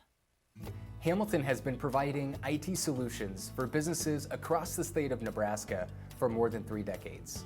We know that Nebraska businesses are a driving force of support for the communities in which we live and work. We keep them connected and protected by delivering cybersecurity, hosted phones, and managed IT. We are grateful to be part of our Nebraska communities and to support their technology needs. More information at hamiltonisbusiness.com. Sudden cardiac arrest is the #1 cause of death in students involved in activities. 7,000 adolescents lose their life annually due to sudden cardiac arrest. If defibrillation through an AED is administered within the first 3 minutes, survival rates increase to 74%. If an AED is used within the first minute, the survival rate rises to 90%. For every minute that passes without defibrillation, survival rates decrease by 7 to 10%. Are you and your school prepared? Halftime of the Class A game, 10-6, Westside on top. We just talked with Jeff Stouse about Believers and Achievers. You're about to be introduced to the award winners. Let's go to Rich Broderson. Ladies and gentlemen, we have a very special halftime presentation this evening. Believers and Achievers is a statewide program that celebrates Nebraska's future leaders. Tonight, we are honored to recognize 5 outstanding Nebraska high school seniors who exemplify academic excellence, leadership, and a dedication to serving their communities. For their remarkable achievements, Currency and the Nebraska School Activities Association are proud to present the prestigious Believers and Achievers Awards. Presenting the awards tonight are Currency Outreach Coordinator Jim Hansen, NSAA Executive Director Jennifer Schwartz, NSAA Board of Director Chair Darren Toby of Broken Bow. This evening's first honoree is Avery Wolf of Papillion La Vista High School. Avery participates in journalism, softball, tennis, and unified bowling while maintaining a 3.85 GPA. Avery was a captain of Papillion La Vista's 2023 Class A State Softball Championship team. She is a member of the National Honor Society and serves on her school senior class committee while also volunteering with Heartland of America. Ladies and gentlemen, please congratulate Avery Wolf.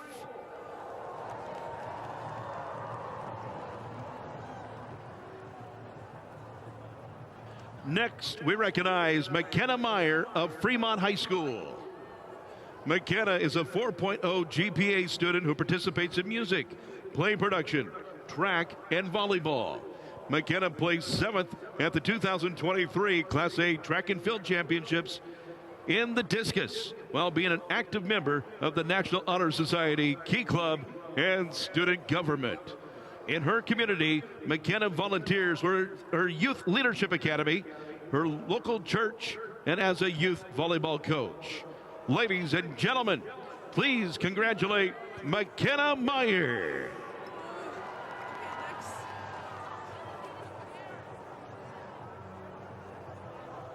Our next honoree is Drew McMahon of Duchesne Academy of Sacred Heart. Drew is an honor roll student participating in cross country, journalism, and swimming and diving. In addition to her athletic and academic achievements, Drew holds leadership roles in student council, the Refugee Empowerment Club, peer facilitators, and as a freshman retreat leader. Drew also volunteers with the American Heart Association and has traveled to the Dominican Republic as part of a service trip. Ladies and gentlemen, please congratulate Drew McMahon.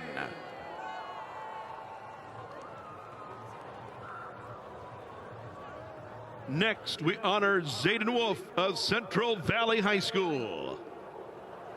Zayden participates in basketball, football, play production, speech, and track, all while maintaining a high GPA as an honor roll student. Zayden is a 3-time Nebraska State College System Multi-Activity Student Award winner and was a member of Central Valley's 2024 Class D2 Football Championship team. At Central Valley, he is a member of the National Honor Society, Student Leadership, and the Science Olympiad, in addition to volunteering as a youth sports coach. Ladies and gentlemen, please congratulate Zayden Wolf.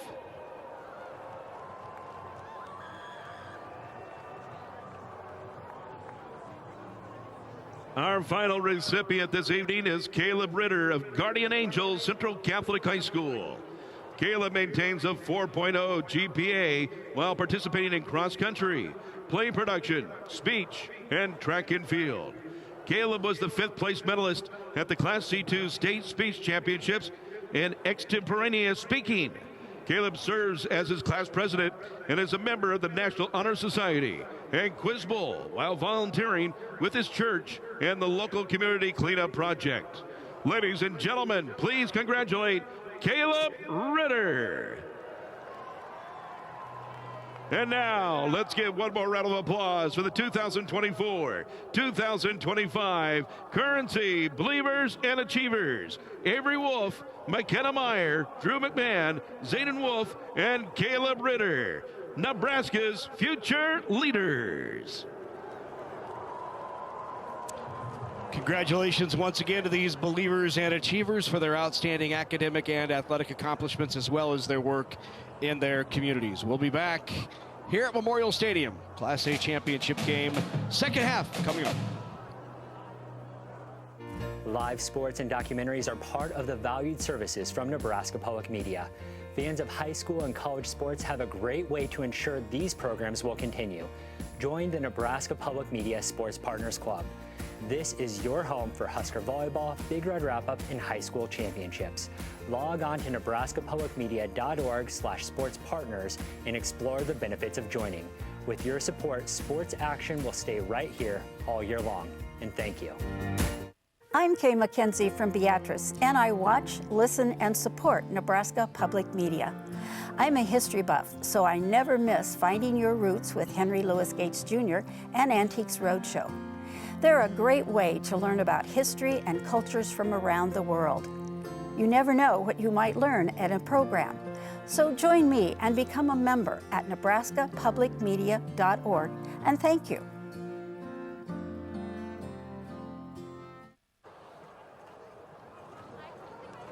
10-6 is the score here at halftime of the Class A state championship. Is Dylan Raiola? That it is. Dylan Raiola here at the game, watching this Class A state title game. Warriors trying to make it 33 in a row, and early on the defense was playing like it was going to be 33 in a row.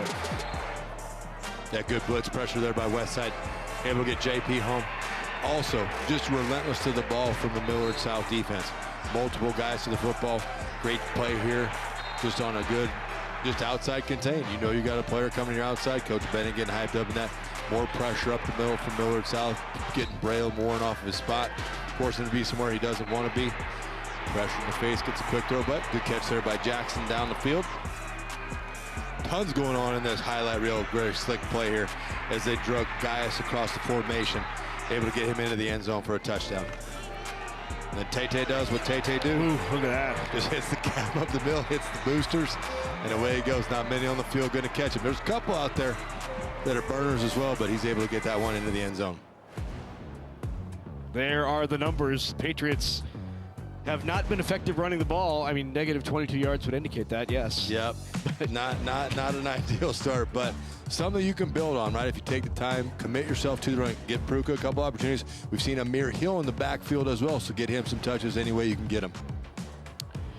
Well, this is our third state championship of the day. Last week, there was another state championship being held out in Kearney. That was the six-man state championship between Stewart and SEM.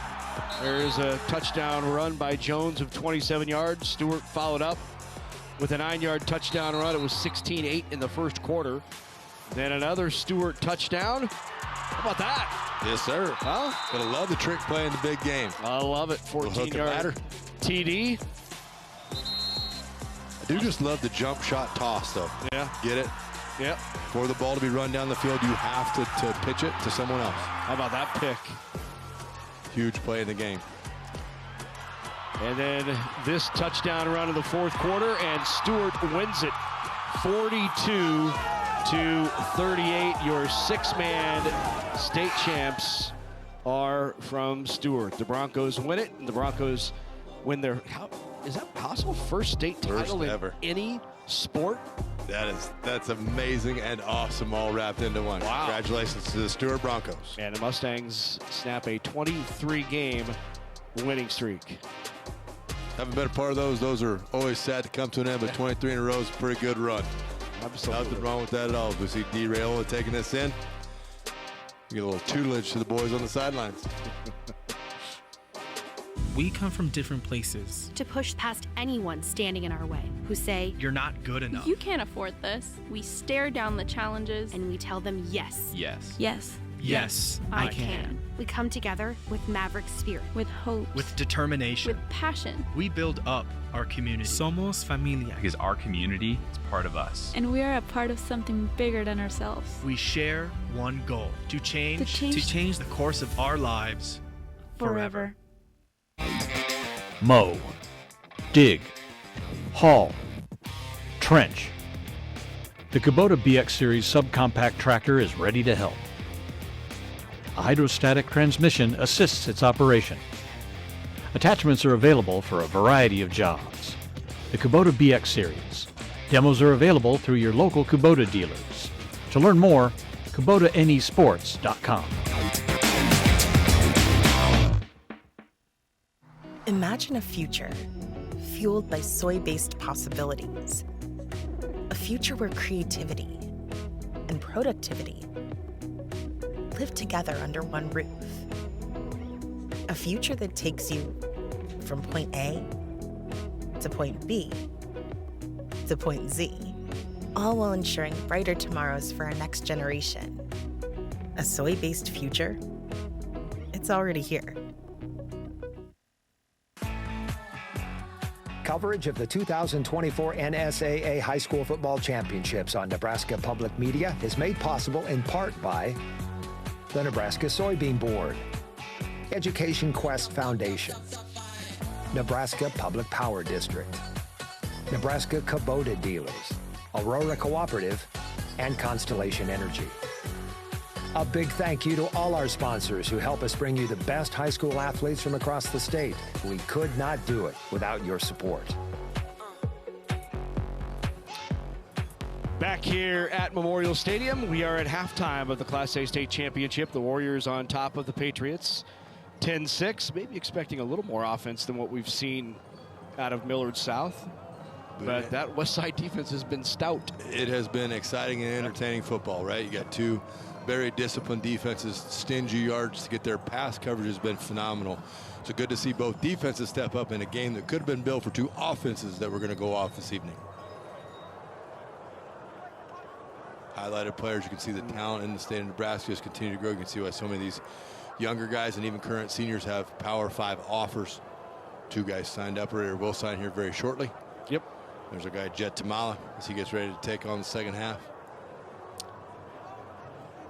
Well, we've got great college women's basketball coming up in December on Nebraska Public Media. Sunday, December 15th at noon, we have Nebraska and Chattanooga. And then on Tuesday, December 17th, Wyoming comes to Omaha to take on Creighton at 6 p.m. Central. Both games right here on Nebraska Public Media. Wyoming and Creighton got a little something going on, didn't Yes. Wyoming come play volleyball? They play something else. No, they play basketball. It's going to be basketball. Yeah, I know that's basketball. Yeah. But during the, I thought regular I saw season. Yeah. Oh no. Wyoming played UNO in Yes. volleyball. Yep. There you go. Yep. Great Ivy Luke there setting for the Mavs. Got it. Let's go on the field to Sean. Guys with Millard South head coach Ty Wisdom. Coach, a different kind of game I think that a lot of people expected. What does your team need to do here in the second half to kind of get this thing going the way you want it? I tell you what, we just haven't got on tempo, and credit to them, they've done some things, and then we just we had a couple busted protections early, and then obviously go make a play in that third series, and then we just again just weren't on sync as far as that goes. So I got to do a better job of getting us. We got to win first down. Okay, I thought our defense was playing their tails off, right? So it's one of those things where I like I told them at halftime, I said it's 10-6, and we played our worst offensive half that you could imagine, and so it's a matter of it's the next 24 minutes. We got to just go out and execute our stuff, and give our guys the opportunity to go make some plays. How has Westside attacked you differently than maybe they have shown on film coming into this game? Just more pressure. There's a few things we need to tweak in our run game. We weren't able to get to their backers inside a little bit. But there's things that we made adjustments at halftime, and I think you'll see a different second half. All right, Ty, good luck in the second half. All right, appreciate it. Thanks. Thank you very much, Sean. Appreciate it. And thank you to Coach Ty Wisdom for stopping and chatting with us. 6 years in Arizona. He's actually a Lexington grad, is Ty Wisdom. Moved to Arizona. He said, I was young, didn't like the cold anymore. I went to Arizona, coached for a while. He coached at Horizon High School in Scottsdale. First season, he took over a team that was 0-10, and he turned them around and got them into what's called another bracket. Arizona runs their football championships a little bit different. If you're the highest point scorer in each of your division, you play in a separate bracket for a different state championship. Really? It's like if you could be the best team in Class B and not compete for a Class B state championship because you get moved into the top bracket. Be in the mix with the top bracket. Anyway, he got his team into cool way to do it. Yeah, got his team into the top bracket. He had all kinds of ideas on how to handle this equity. I think there are some out there that are valid. I think they should be up for discussion. You want to make sure that the players on the field have the best experience possible. Due to some enrollments, some teams just don't have quite the numbers to do what they want to do, and it's no fun to go out and get thumped. I've been on the receiving end of many of those in my coaching career, and it's just not fun. Well, it's just a de-incentivizer for kids to come out, right? I mean, why do you want to go out and get your face beat in? But if you're competing at a level at which you can compete and have success, it encourages participation. So I think there's going to be a lot of ideas. You'll hear a lot about it. Jeff Johnson talked earlier today with us between games about the committee that's been set up to look at it. So a lot of ideas being bantered around, and I'm sure we'll come up with something that works for our state and the unique situation that we have here in Nebraska, where high school sports is as important as anywhere in the country. Oh, absolutely. It's the experiences that you have and the friendships that you build through all of it. They're things. I've got buddies that I play with in high school texting me right now. Like, really? Yeah. You went with the turtleneck and the blue coat? Like, let's calm down there. But I mean, I wouldn't hang out with you if it weren't for these state high school championships. I mean, very true. We would have met that one time. But I've asked a favor and you didn't even respond. Little pooch kick taken at the 20-yard line, out past the 30, still on the feet. Look out! Good return, out past the 40 to the 42-yard line. Good field position to begin. Return by Jenkins. Yep, Tate Jenkins just able to field that kick, just a little diagonal. Kind of just up in the air, good coverage kick. Jenkins gets it, takes it down the field, Westside. Darn near midfield right out here before they've even run a play. See what adjustments now Westside's offense has made. Looks like it's just a little 2-by-2 set because they know that Millard South defense is stout. Braylon Warren gives to Jenkins up the middle.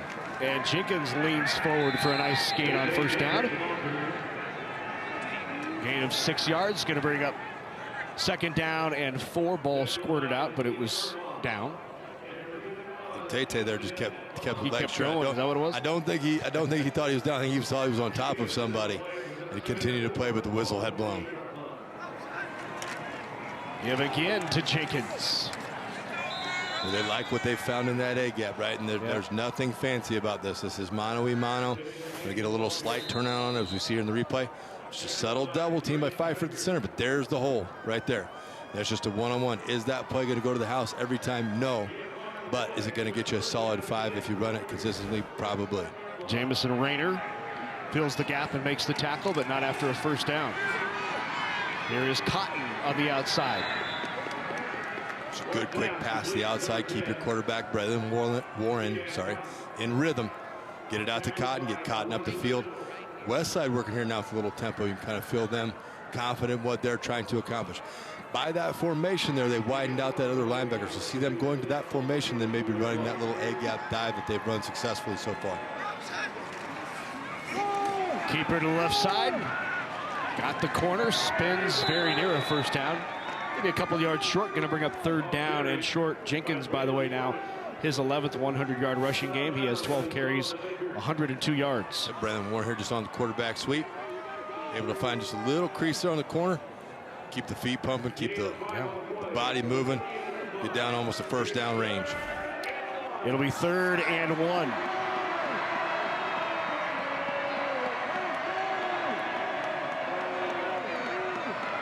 A little check with me there. Westside getting their formation, see what Millard South is going to line up, and then looking over the sidelines, getting the play called. Give hard into contact. Yep, just got a backup running back in there. Finn Christensen with the carry. Christensen, the senior running back. Tough little guy. Right, runs behind his pads. Looked real good in practice the day that I was over there and got the chance to catch it. Coaches couldn't say enough things about him, his positive energy, and how he plays the game. He's out on this one. Tay Jenkins back in. 4th down, and it's going to be a false start called on the Warriors. It is. So now Coach Banning is going to get put in an interesting spot here. False start. Yep. Offense. 5-yard penalty. 4th down. That's where everybody's moving except the center. Yep, just a little bit late on the snap there. Going to force Westside to play field position and punt the football. So now you're down to execution, right? These are things that you work in practice. Now you have the opportunity to do them in a game. Can you get this ball down? Millard South's going to just play safe defense here. They don't trust us. They think this is going to be a fake. Nobody back deep. So if Westside can get it down there, they can down that inside the 10, 15 maybe. See how the roll goes. Yeah, bounces straight sideways. So out of the 20-yard line. And that's where the Patriots will take over. Westside on top. 10-6. We'll be back here at Memorial Stadium in just a moment. More than 80 communities across the state count on Nebraska Public Power District to power their every day. And like a dependable neighbor, we work tirelessly to make our communities a better place to live. From preparing them for economic growth, to partnering in local events, to educating tomorrow's workforce, we are charged with bringing the best of public power to our communities and energizing their tomorrows. NPPD, powering our state, empowering our communities.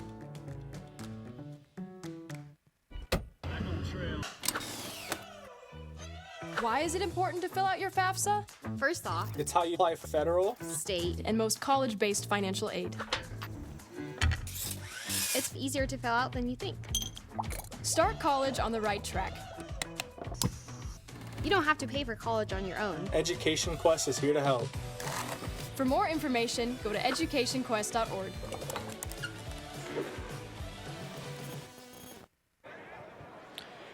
Downtown Lincoln, the Haymarket. Not far from the rail yard. And we are just steps from there here at Memorial Stadium. 10-6 is the score. Westside on top first. Second half possession upcoming for the Millard South Patriots. Well, we probably haven't mentioned enough, but Darrell Taylor there in the middle kind of hold it down there for Westside, big number 70. Doing all that work right there at the zero technique right over the center. Amir Hill in the backfield. And the give is to Hill. Hill will break one tackle, still on his feet. Good carry by Amir Hill, 11-yard gain on first down. It's a good, tough run there by Hill, right? The blocking was decent enough, right? Gets him around the corner. Then he can just get in there. Shifted a tackle over here for Millard South. So we got one extra tackle on the offense's left side of the formation. Fake to give to Pruka, and we have a whistle. Yeah, and I think that's going to be a false start. You can hear Coach yelling, "You have to wait." Yep. Just one of those, got to let everybody get set for that full second before you go, and there was just a little bit of movement. Start. Offense, number 1. 5-yard penalty. First down. Unfortunate there for Millard South, but the way their offense can go, they can get yards in chunks. Our officiating crew done a great job here tonight. They have done a really good job. Pruka in the backfield. Motioning across is Chase Lofton. Looking downfield, looking Lofton's way.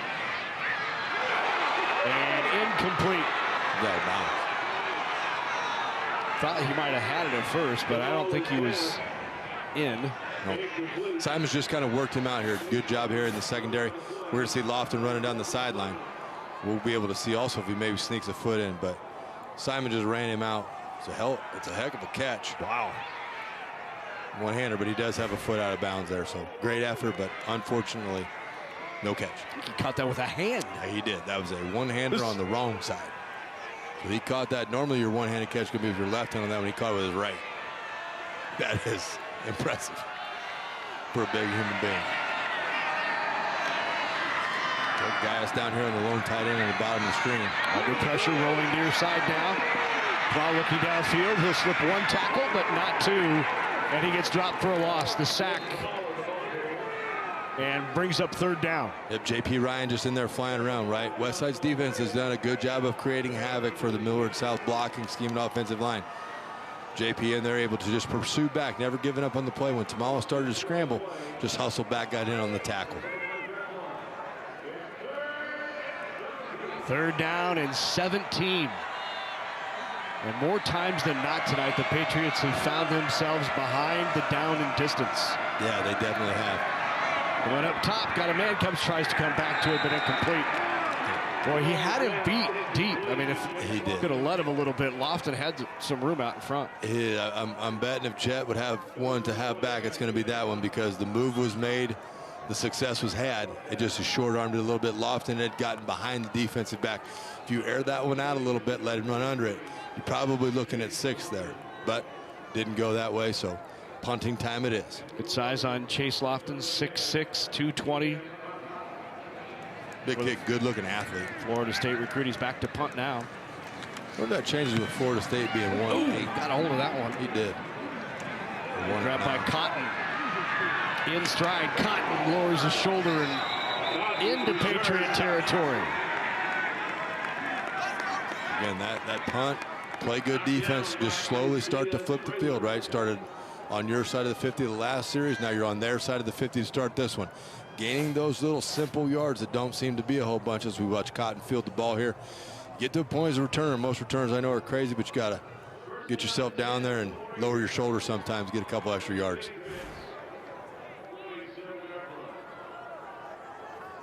Just kind of jogs out on the field there. Got that little bit of pigeon toe to him. I don't know anybody that's pigeon toe that isn't fast. Every pigeon toe person I know is fast. Out of the flat, hit hard. Nice job defensively. Rudd comes up and makes the play. Yeah, he does. And he sniffs this one out. He knows there's not really a threat because everything he sees is in front of him. Right? He sees the ball thrown. He knows he's got to make a break on this. This is just good reaction. That is a long throw to get all the way across the field. As soon as Cotton catches it, Rude's waiting for him right there with a big hit.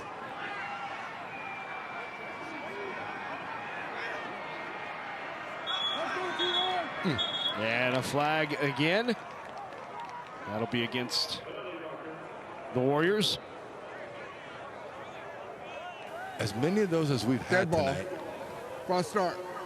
Offense, number 52. 5-yard penalty. Second down. Just a little shift, right? Temporary lack of focus there. Kiefer knows he's done that as soon as he gets that little flinch in there. Something's got to get worked out. Here we can't keep having these offsides on both, or false starts on both sides of the ball for both Millard South and Westside.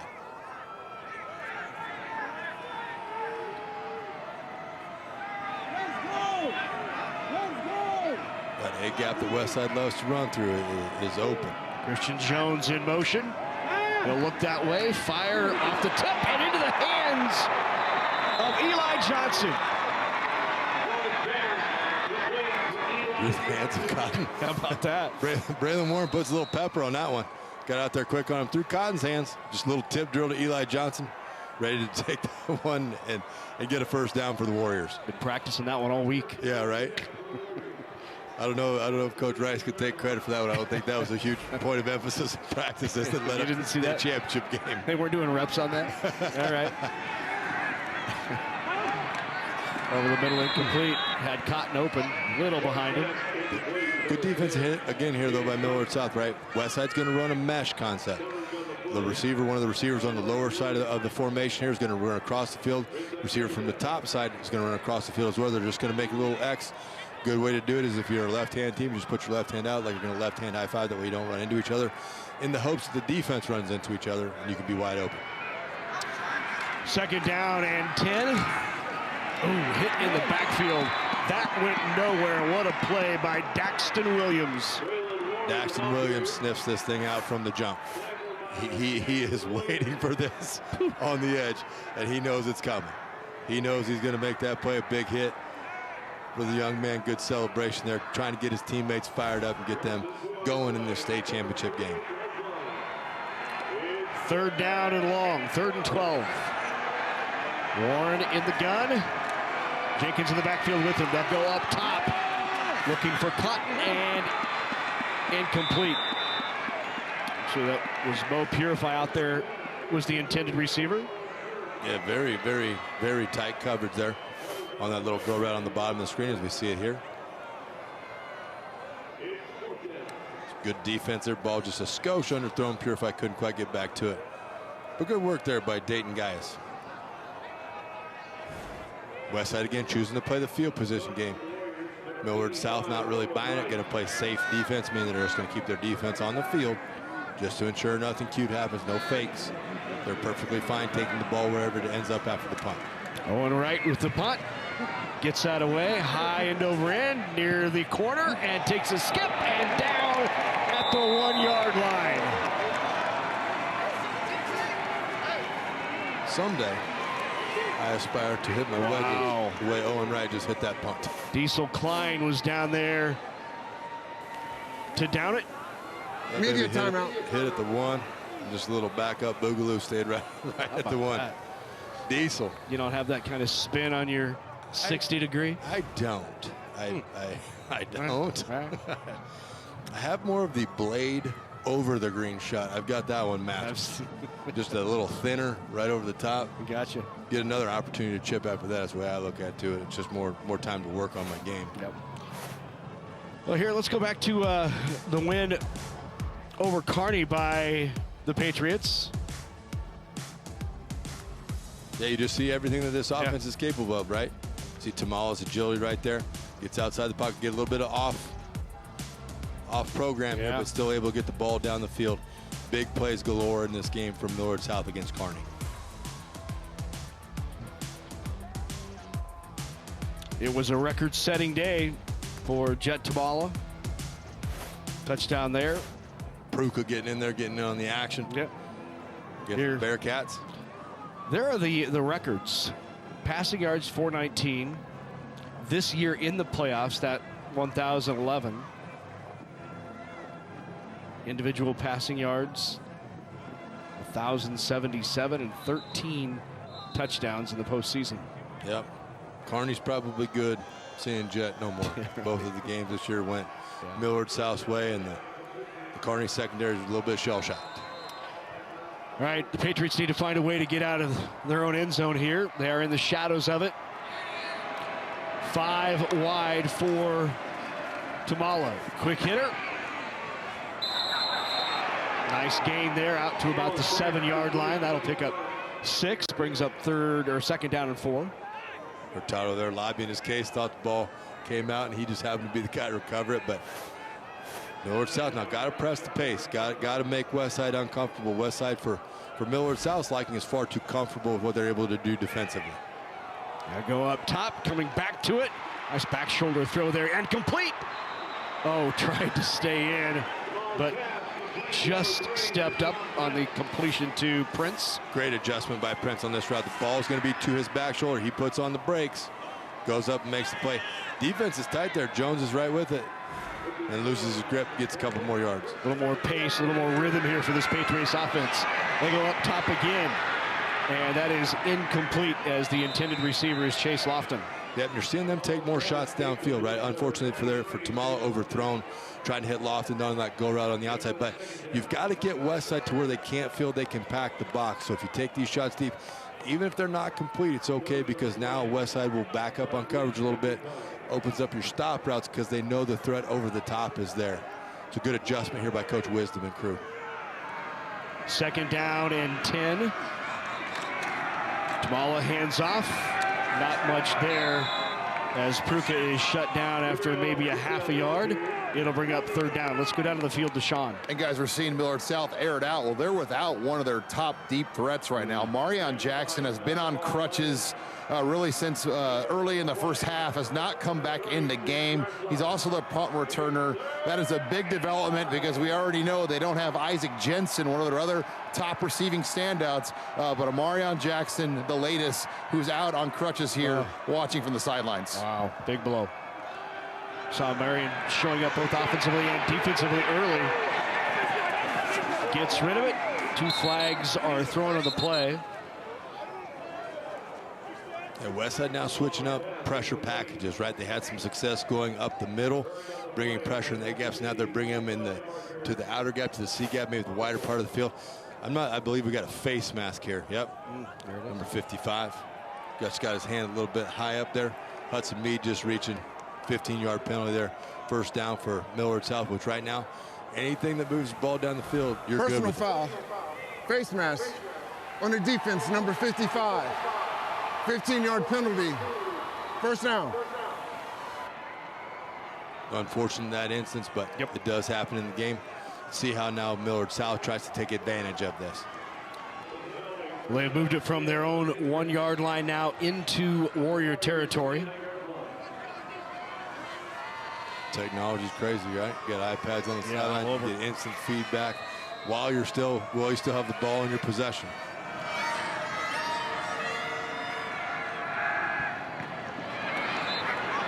Was it complete?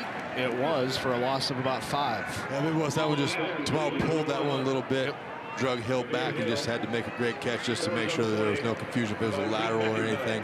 So just in that situation, when you throw those passes, that's going to happen every now and then.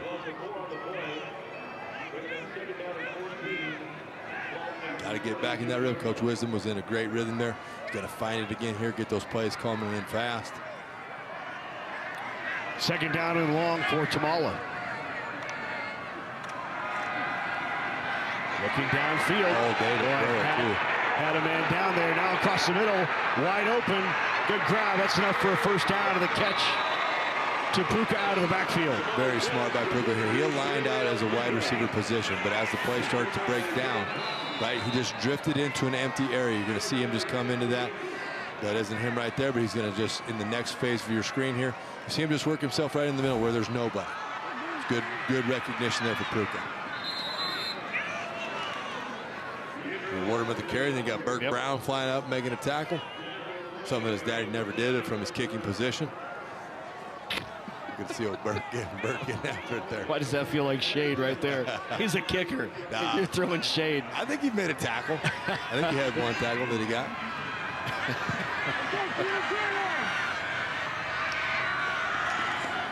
There is Tamala again. Looks downfield. Across, wide open. Makes a man miss. Here is Hill. Amir Hill with the touchdown.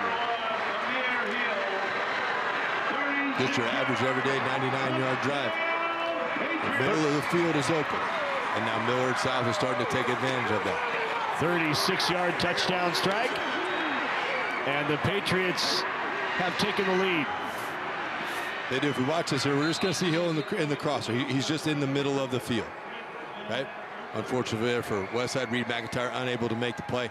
Hill finishes off the rest of the way with a great run for the touchdown.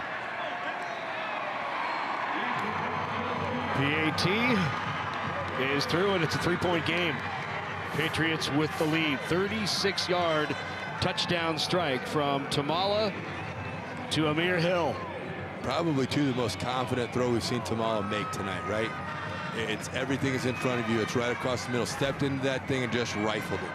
Not any second guessing. Able to, and the offensive line has provided a great clean pocket for him the past 2 plays. Just able to step up and rip that thing. The 2 drives tonight for the Patriots. 5 plays, 80 yards, and that one 8 plays, as you said, 99-yard touchdown drive for Millard South. Yeah, and that was smooth. I mean, you saw some rhythm, aided by a penalty from Westside, but you take advantage of that penalty. Sometimes if somebody's going to give you a gift, you just take it. When Tamala gets in a rhythm, that's when he's at his best. He had on that 80-yard touchdown drive, back-to-back 19 and 39-yard completions for an eventual touchdown that time. Same thing, got in a rhythm, hit a couple of guys. And you can see how this Millard South offense can operate, right? Yep. Once it gets into it, starts going fast, and then it goes faster and goes faster. They find an area of the field, probably thanks to Pruka, who just drifted into the middle on a bit of a play that was off schedule. Get that completion there. Wisdom realizes, hey, I can take advantage of this middle. Hits Hill on the next one down the middle of the field for the touchdown.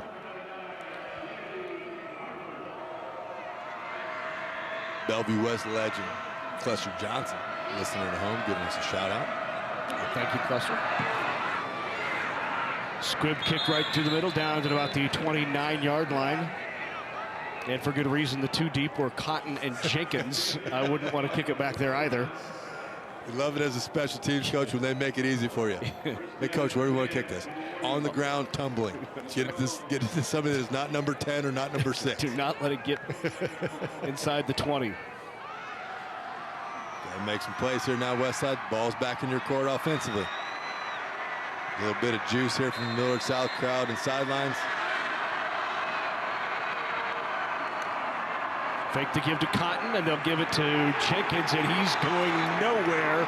Piled up once again by Adam Pugh. 57, the first man there. Yeah, that one you might want to shelf. Might want to shelf that one. Just, I understand the concept of the play. It's just a slow developer. The quick hitters have been working a lot better tonight for the Warriors. Like to see them get back in that A gap if Millard South gives it to them. You've been able to get a nice formation adjustment here to widen this other linebacker out. Like right now, you got both linebackers pretty wide. If you can get back in that A gap, you're going to be all right. Going to his left, looking down. Warren is picked off. Intercepted by Rudd. The Brood does a great job here. He almost baits Warren into this throw. Westside is going to roll their protection to the left side of the field. He is the outside coverage guy as we look here on the replay. He's the outside cover man, but you see him there. He's already starting to drop off. He knows where Warren wants to go with the ball. Drops off, great catch and interception. Now the field has turned, right? Quick change of momentum here. Westside's got to bow up on defense. Try to hold Millard South at worst to just a field goal.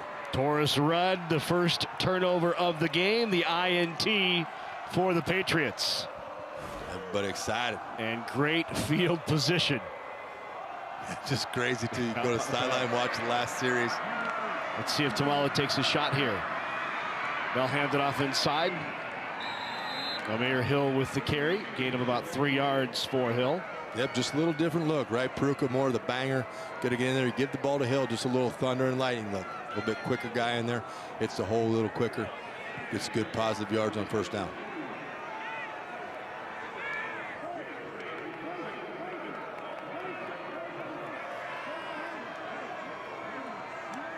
This is always an interesting thing, like when you're watching football. It's like you have that killer instinct, right?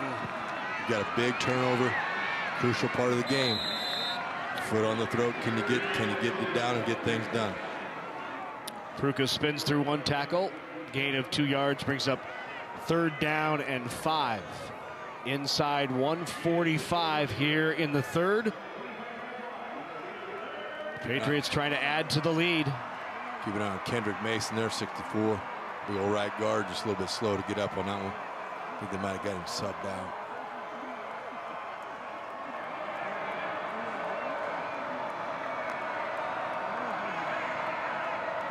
Quick check to the sideline to Ty Wisdom. Sends in the play.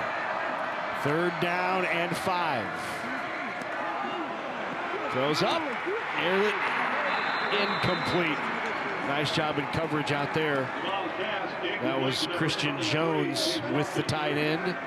Chase Lofton tipped it away. Yep, little formation battle here, but we get the D1 versus the D1. Lofton goes up to make a play on it. Jones is able there, right in coverage, able to hit off his little helmet, gives a little swat at the end, but good defensive position there.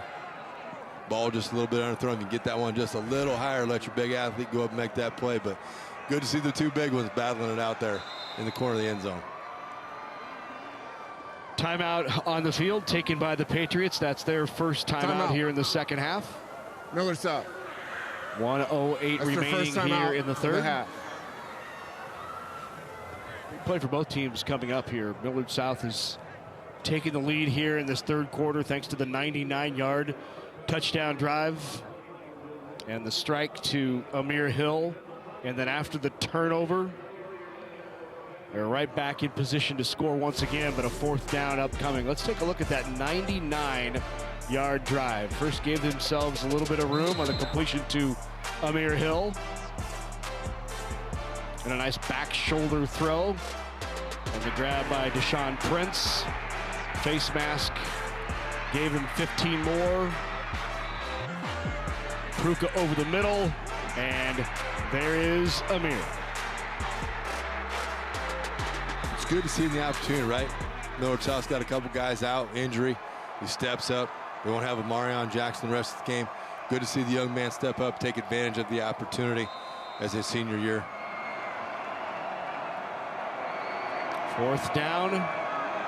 And they'll call it 5. Back to throw is Tamala. Tamala under pressure, steps up across the middle.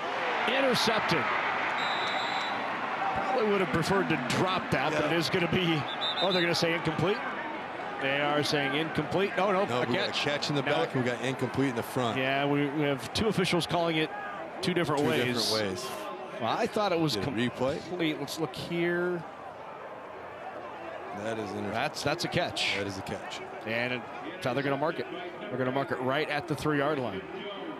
Great job again here by the camera crews on the field. Thanks to the men and women down there that are filming those. Both hands underneath the football. Interception.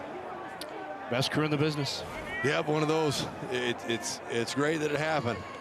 In the moment, it's going to be tough to decipher. Like, hey, probably need to knock that down. Knock it down, yeah. Provide further proof. Not a doubt. Nope. Good call there by the crew. Got it right out of the gate. So props to those guys. Coach Benny always. Just the 3rd interception against 45 touchdown passes on the year for Jet Tamala. And one of those interceptions came on an inadvertent whistle where he threw it up because there was an inadvertent whistle, thought the play was dead. It was ripped off, and they did. So really he had 1 interception before that one on the season. Pretty good ratio there. No gain there on Jenkins as he's piled up right at the line. Right as the game continues on, now we're back to it being rough in the middle. Braden Kiger with that. Sorry about that. You're good. Braden Kiger with that tackle. Millard's house made some adjustments, right? Not giving up those A gaps. If you want to venture in there, it's not going to be as easy as it once was. Jenkins tries to get to corner. Has room out there. Spins out of a tackle, but good pursuit by the Patriots. Limits it to a gain of about 6 yards. Going to bring up 3rd down. Was a big one here for Westside. As we're probably just going to end out the 3rd quarter, 7 seconds to go left here in the 3rd, getting us to the 4th. But crucial play call here, right? And now you got to settle your guys down because in some other situations you've had a couple false starts. You don't want those things to happen. But 4th quarter coming up. That's the end of the quarter. Big 3rd for the Patriots as they have taken the lead in the Class A title tilt.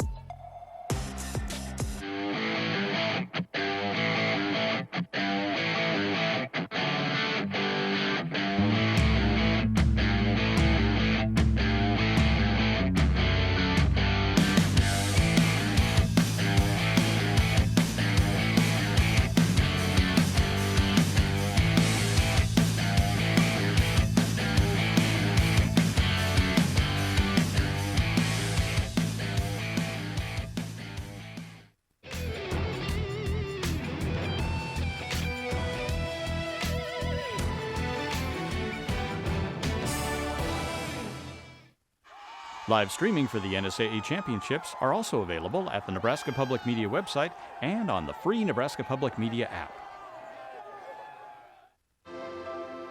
This is Nebraska Public Media.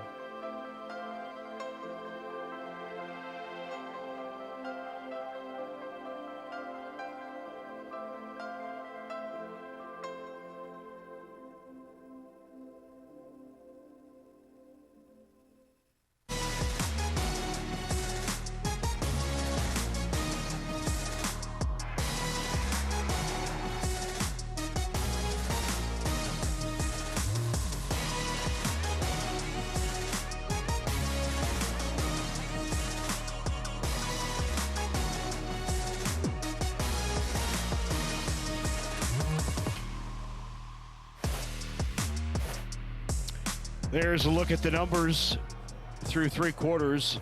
About even in total yards, but just they're getting there in very different ways. They definitely are. It's one thing that I thought was a big key of the game. Westside was going to have to be able to control the line of scrimmage, run the ball. They've had some success with it, but 180 to 173 for total yards in the start of the 4th quarter. I don't think either you or I had signed up for that one in this game. I think we both thought that number would be a little bit higher. 3rd down at about 3. That's going to be a fumble. That's a loose ball. Oh, no, incomplete. Yep, incomplete pass. Yep.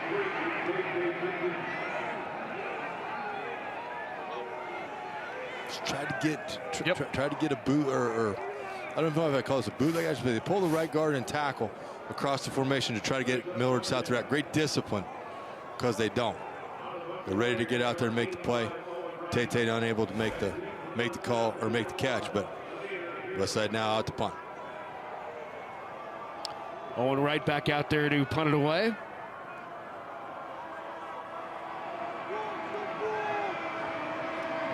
Amir Hill back to receive. Hill drifts back. Good punt. Hill, good little move right up the middle. Ooh, takes a pop right at the 44-yard line. Jet Tamala has led his team from behind here in this 3rd. 100% he has, and it's been a little bit methodical, but we see him hit the crossing route there. Mr. Prince taking a shot down the field. Completion to Jackson. Easy pitch and catch for the touchdown to Gaius. Gaius with the touchdown. It feels, it's 13-10, 11:45, but it just feels right now like, even though it's a 3-point game, that Millard South is really in control here. Yeah, it does. And you hate to put a lot of pressure on a situation with 11:45 to go in the 4th, but you're probably looking at a must stop here for Westside. Amir Hill again gets it. Like I said before, field goal's okay. Keep yourself in that 1-score range, but Millard South gets a touchdown here. It's going to get a lot tougher for Westside.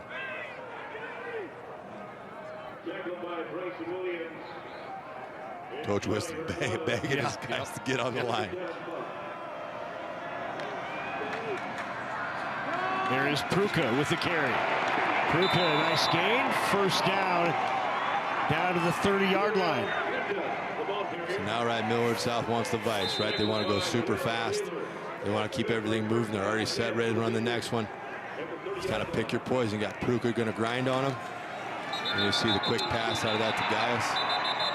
Well, I had Gaius there, but a flag on the play, whistles before the play began. They did, and you can't take your eyes off anybody for a second in this Millard South offense, because once it kind of gets in rhythm, you get a little sloppy with your eyes, you're going to have somebody running wide open that can catch the ball and make a big play. Dead ball. Illegal substitution on the defense. 5-yard penalty. 1st down.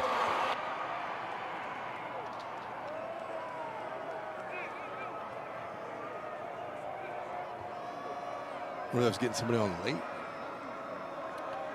Okay. I didn't see what happened there. Clarification here, too. Oh, Jones didn't get off the field in time. Yep. Let's just go back to calling that too many men on the field. How about that? There you go. That's what it is. Got a Loft and Cotton matchup here down at the bottom of the screen. A bit of a height advantage as Gaius moves out a little bit wider in the formation to the top of the screen now. 1st and 5 after the 5-yard penalty. Pruka carries that for about 3, brings up 2nd down and 2. Yep, Darrell Taylor shot through there and made a play. Got to do that in this situation now. For Westside, you just got to fight here. See if you can get this to 4th down without another 1st down.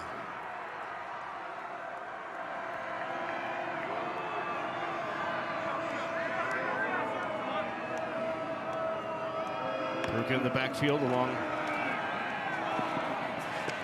And a catch by the tight end Chase Lofton. Yeah, just a big target out there. I apologize for that, Larry. Yeah. But just give a little cushion right in the coverage. Simon just gives him about 5 extra yards on this. Out-breaking route, big target, good throw, good catch. So Millard South really feeling it right now. Give again to Pruka. Short gain on first. That'll be down to about the 13-yard line. Right, so now we kind of see the pattern. You soften the body with the run up the middle, then go play action pass after that, using the weapons you have on the perimeter. Going second game here from Millard South down at the bottom of the screen, number 10. And the game gets some state championship reps. Likely in there because of the injury to Jackson. Jamala 199 yards through the air right now. 17 of 25. Clock is 4-3, and a timeout is going to be taken by a not happy Ty Wisdom. Timeout. Millard South.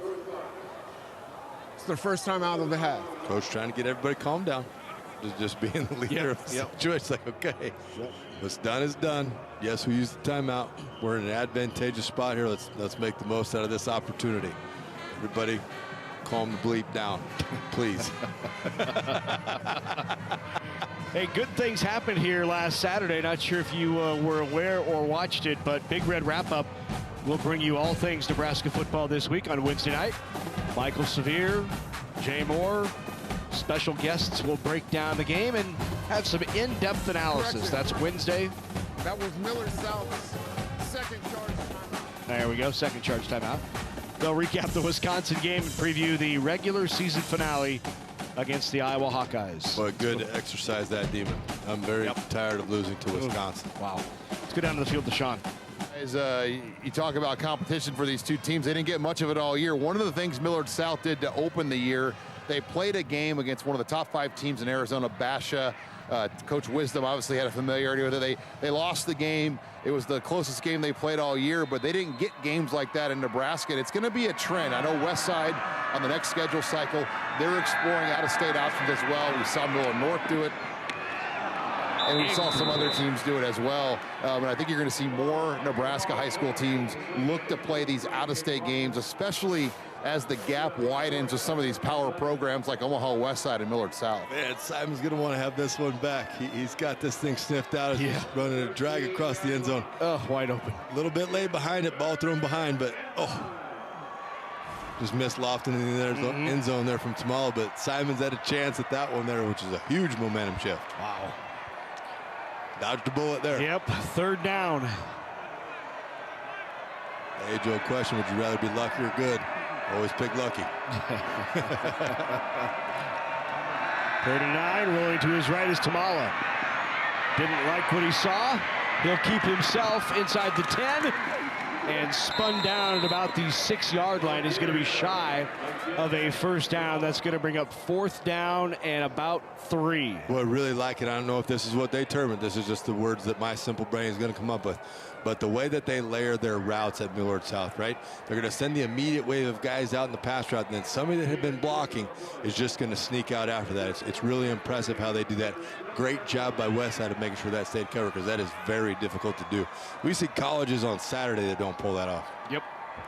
Here is Trent Van Serksum. And Serksum on the season 3 for 3 in field goals.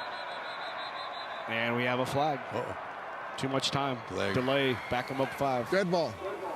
Delay a game. Offense. This actually, I'm sure Serksum. It's still 4th down. Has enough leg to get it there, but to move the ball back 5 isn't the worst thing in the world, because that angle, kicking from that hash, is tight. You see him just lining it up there with his hand, but a couple extra yards on that isn't the end of the world. So Trent Van Serksum from 30 yards. That is no good. Wide left. And it's the natural thing for the kicker when he sees that angle there. He wants to just yank across the ball. You just got to make sure you get a smooth fall through. Unfortunately for him, he didn't pull that off there. Westside dodges the bullet, plays great defense. Millard South had the short field, great opportunity to put points on the board, and instead we're 8:35 remaining in the game, and Westside with another opportunity. You think this guy gets a couple chances here in this drive? I would say he's probably going to touch it a couple times. That's so too. Probably also all right to get to Mo Purify too. Work Eli Johnson in the mix, and a guy that on offense that we haven't seen touch the ball yet is Christian Jones, who had a touchdown catch in last year's state championship game. So he may be another option for the Warriors.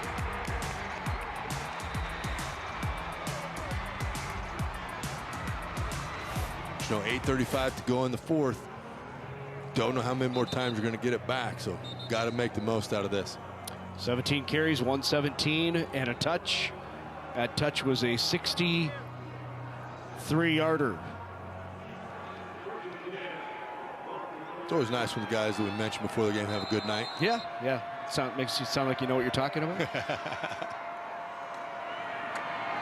There is Jenkins, leans forward. Not a bad gain on first down of about 4 yards. Yep, just a little subtle here inside. Millard South's defensive linemen have been doing a better job of getting off of those one-on-one blocks. Hands are a little bit more active. They're able, instead of getting turned out and creating that hole, to smash that hole down, then get off the block and help out on the tackle. Cotton gonna throw it. Cotton has a man out there.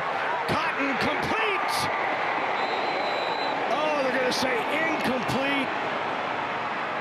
Purify, when he hit the ground, it came loose. They've got everything accomplished here. A little reverse action. Cotton puts it on him. And then just fell right through his hands. Unfortunate there for Purify, but Westside had it set up. Great ball by Cotton. Just unable to haul it in. Wow. Purify landed right on the football. Just got the wind knocked out of him. He'll be all right. Tough kid. He'll be back in there. Take a play off. Be back in. 3rd down and 6. A great opportunity there for the Warriors.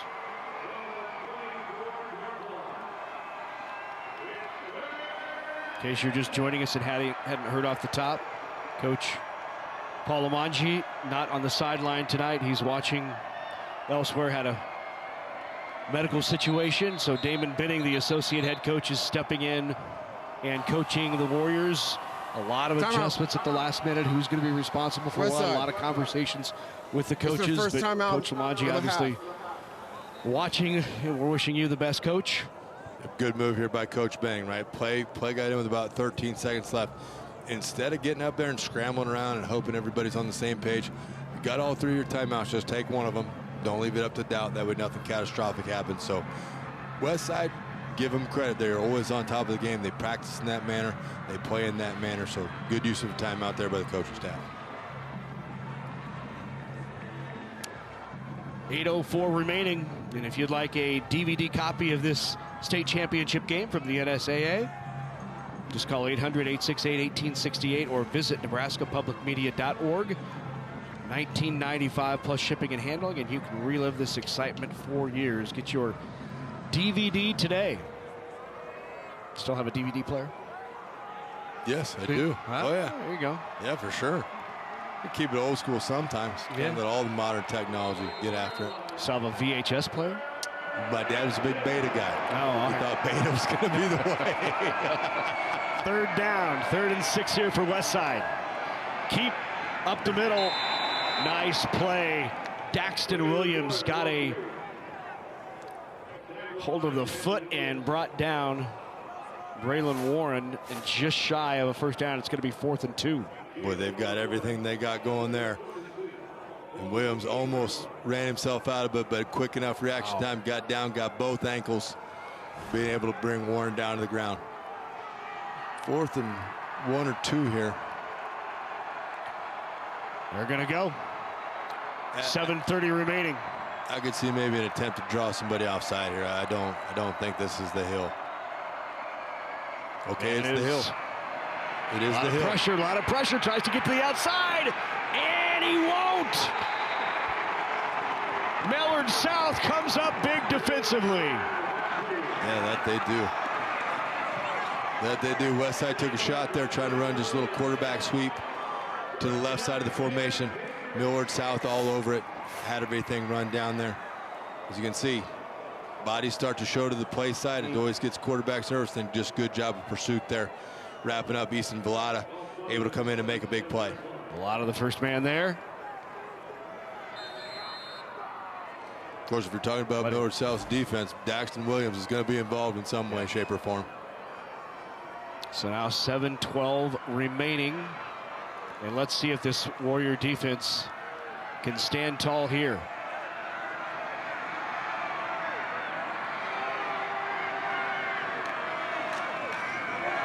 Give on the jet sweep, Hill, and Hill is taken down.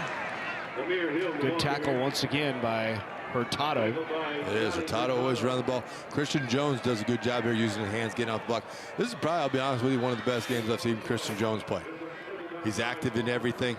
Hands on, just kind of turns the ball back upfield, back into Hurtado, who initially didn't have enough speed, but he's got enough, more than enough hustle to get in there and make that play.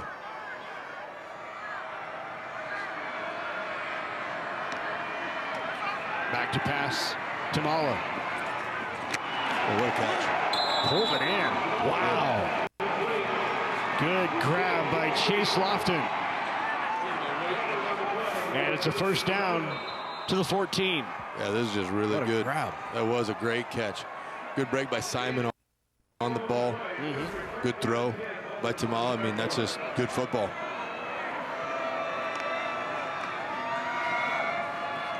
Give up the middle. Pruka with a gain of about 3. Down near the 10. Westside saying that there was a fumble. I just really enjoy the rhythm Coach Wisdom's in here now, okay? He knows he can take advantage of a couple matchups on the outside, but he's still not afraid to just go back up in there and pound the football back into the A gap. He's perfectly content running Pruka up there, let him get a tough couple yards. Now he knows he can go back to his full complement of weapons. Pruka now wide right, along with Lofton. Amir Hill in the slot, looks his way. Plenty of time, now comes the pressure. Rolling to his right, throws into the end zone, got his man! Amir Hill came back for it and has the touchdown!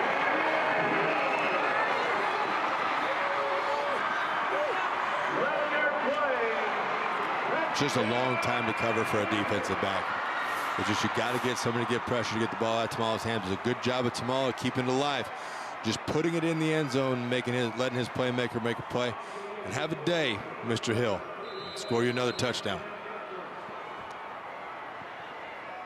Amir Hill came back to the ball, made the grab, extra point good. And now the Patriots 5:28 away from ending Westside's 32 consecutive win streak. What a night for Amir Hill there. 8 receptions, 62 yards, 2 touchdowns. Just a solid guy. Steps up after his teammate Amarion Jackson is injured during the first half of the game, but able to pick up the slack and then some.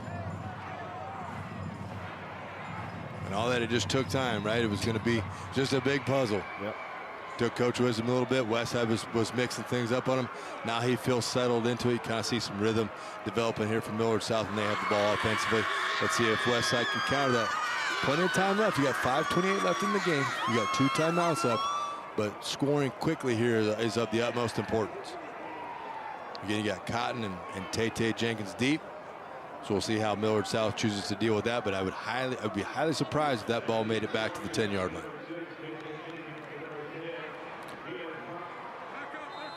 Tamala has gotten better as the game has gone on. 19 of 28, 222, 3 touchdowns for the quarterback for the Patriots. Yeah, and there's something to be said for that. You know, Westside's been here a few times. They know what to expect. Millard South's first time here in a while being in the state championship game with this crew of kids. You're right. Burke Brown able to get a couple yards up the field. Out past the 40 to the 41-yard line. So the Warriors need maybe a quick strike here, 5:25 remaining, or something that's not going to take too much time off the clock. Down by 2 scores, 5:25 remaining. Yep, they've had opportunity. They've got behind Millard South's defense a couple times. So, unfortunately, Purifying the last go-around had a drop, but we'll see what they can come up with here. This clock is in now. You have 22 seconds, so get everybody out, hustled out here, and let's get this thing going. See if Eli Johnson can make a move down here at the bottom of the screen. Braylon Warren, the sophomore, in the shotgun. He's under pressure and drugged down from behind. What a play by Elijah Malesa again. It's just relentless. Malesa just with a good swim move there, able to get his arm over the top. He's in Warren's back pocket before Warren can get set at the top of the drop. Loss of 4 yards, 2nd down and 14. As Westside hurries again, and there again is Elijah. Pressure up the middle, forces Warren outside, where he's met by the other Patriots, and another sack. And now knowing where they're at in the game, Millard South can just pin their ears back. They're just letting it loose here, doing a great job. So you can just pressure everywhere, right? There's really nowhere Warren can go. There's not enough time to get the ball. The ball comes out late, but it was off the ground. Westside maintains possession, but got to work a count here. Maybe go on 2, see if you can get yourself a free 5. I know it's not going to help a whole bunch, but it's better than nothing. 3rd, 25. Pressure again and again. Down goes Warren. And they are pinning their ears back now, and the Patriots can smell it. Yep, they absolutely can. And as a high school defensive lineman, there's no better spot in the game when you know that the other team has to throw it, and your coach is just like, hey, go get the quarterback. And that's what Millard South was able to do in that whole series. Just laid their ears back and went and put pressure on the QB. Owen Wright will put it away. Amir Hill is deep once again.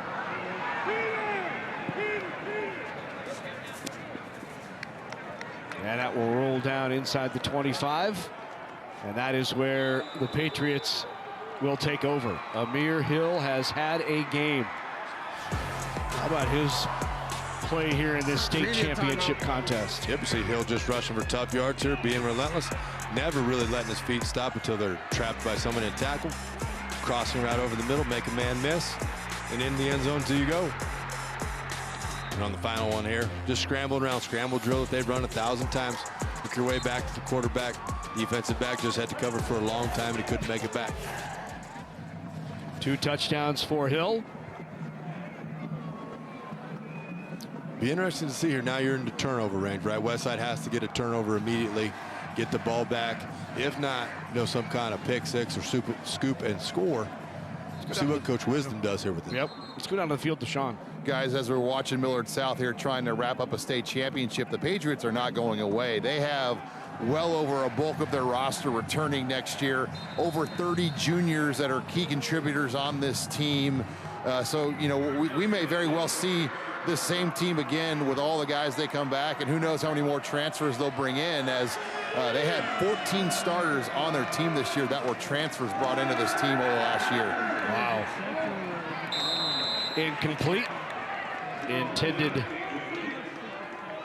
for Gaius. That answers the question. Throttle's going to stay down. Yeah. See, just a little play action pass. Get Tamal rolling out. Gaius is just out in the flat. Something similar to what they scored on early in the game, just a little bit different look, a little different design, but the same concept. So now we'll see how they stay in attack mode here on 2nd and 10.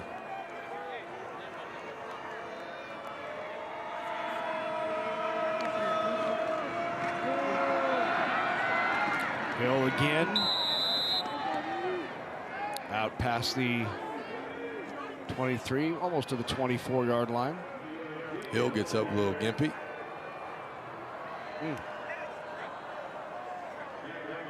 Don't you worry, though. Just going to bring Mr. Prince. Right. Another highly skilled player. Wow. Junior, 6'2", 185. So good Always good to have a bunch of depth when you're playing the game of football. Millard South has won 2 state championships in school history, 1995 and 2009. Flag on the play. They were runners-up twice also, bookending or finishing back-ending, I should say, those 2 state championships.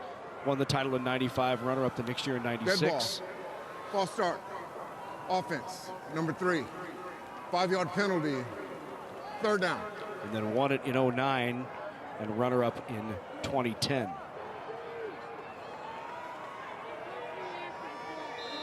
Mr. Hill back in the game. Shook off that ankle injury. Realized it's much more fun to be on the field playing than on the sidelines and injured. Was the playoff history of which we spoke. Look out, near side has some room. Here is Amir again. Amir Hill. Amir Hill could go, and he does! Wow, what a run! 81 yards, and the Patriots have wrapped this up.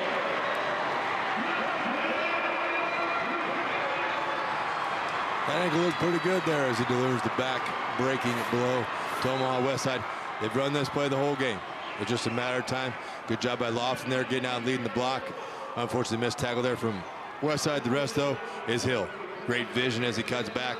And now you're just getting an escort into the maybe gas tank running a little low there. Those last 5 yards, it's like, hey, man, this could get a little bit closer. That'd be great. I think Reed McIntyre had a beat on him, but Pruka with the block late to allow Hill to go the distance. One more look and watch the block by Pruka late as number 11 Reed McIntyre almost makes the play. Yeah, just all hustle. Right, you're just flying down the field, helping your buddy, helping your teammate. But you are correct. The beat has been drawn, and Pruka sees it, just gets a little chip on it, ends that thought, and into the end zone goes Amir Hill for his 3rd touchdown of the day. Yep.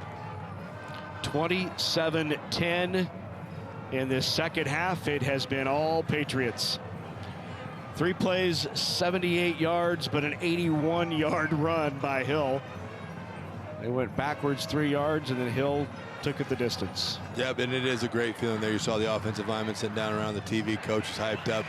When they trust you to do your job, and they let you do it, and then you get that as an end result with an amazing run by a really, really good football player.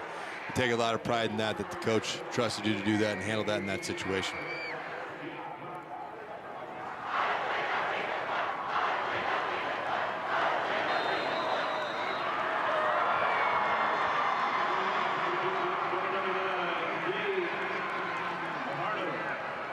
Amir Hill on the season, 5 touchdowns rushing, 222 yards.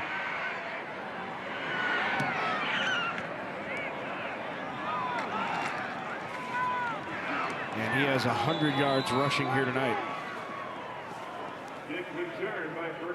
It's been an amazing night. I think he's up over almost 190 all-purpose yards. That's right. Just a quick math from my Grand Island brain there, but just it's good to see guys that just come in and accept the moment, step up. The other thing I love that Millard South has done is, and Westside does as well, but you're playing your best players on both sides of the football. Like you've got Prince out there, you've got Hill out there. Yep. You get your best 11 out there all the time. You just have at it. They're young kids. They're in plenty of good shape. They've done it all year. Braylon Warren back out there for Westside. 2:05 remaining in the game. And he is popped and intercepted. What a grab by Deshaun Prince. And then a flag at the end of the play. That's going to be an unsportsmanlike conduct on the Warriors. Do you think it's going to go against Westside, or is it going to be for Millard South throwing the ball? Sorry, Millard South. Okay. Yeah. Thank you for correcting. I thought I missed the fight there or something. No. Yeah, that's so watch that. High pointing. High points it. Momentum. Enthusiasm. Coaches don't always like those, but sometimes you let one rip. It's a great play there by Prince.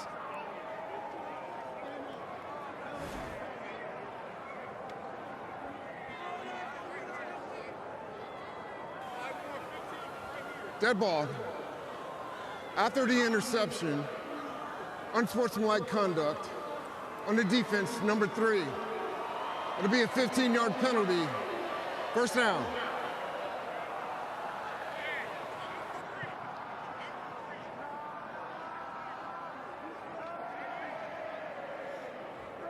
Well, now the Patriots will just, you would assume, run this out with 1:59 remaining. 17-point lead, 27-10. So we're going to get a pretty steady diet of Mr. Pruka here.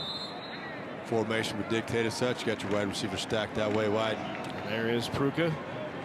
Ball wrapped up.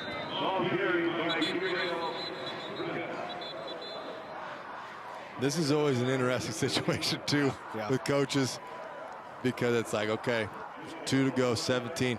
Coach Benning calls the timeout. Yeah. Some coaches respond to this in one way. Yes. So we'll see how Coach Wisdom responds to this in his way. That's their second timeout of the half. Be interesting here to see how this shakes out. In other words, does Coach Wisdom decide to take a shot now? Yep. You can usually tell when it's going to go that way, because the coach on the sideline that got the timeout called against him will be saying things to the coach on the other sideline of, hey, I thought we were to this point, but I think Coach Wisdom is going to be perfectly content. Just run this a couple more times, get one more first down. Westside's got one more timeout, so you can just bleed that thing down and accept your state championship trophy. Hell of an effort though by both teams tonight. I mean, it has been really fun football to watch. As Matt Hoskinson chimes in on the quote, he said Hoss would respond with a deep pass. Yes, we know. Good to know our good buddy Matt Hoskinson watching the game at home. The king of clock management too, and if you don't believe him, just ask him. He will tell you he's the best clock manager in the country. Stays in bounds, keeps the feet grinding on the carry by Pruka. Big man shows he's got a little nimble, a little spin around with there on the sidelines, forcing everybody to stay in bounds. 5'11", 215-pound sophomore. Another thick one as well. Got some big old legs on him. Keeps those things driving.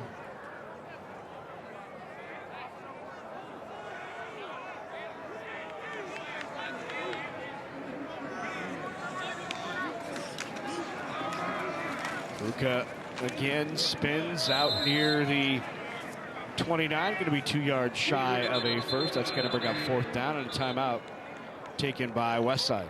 Yep. Timeout. 1:01 remaining.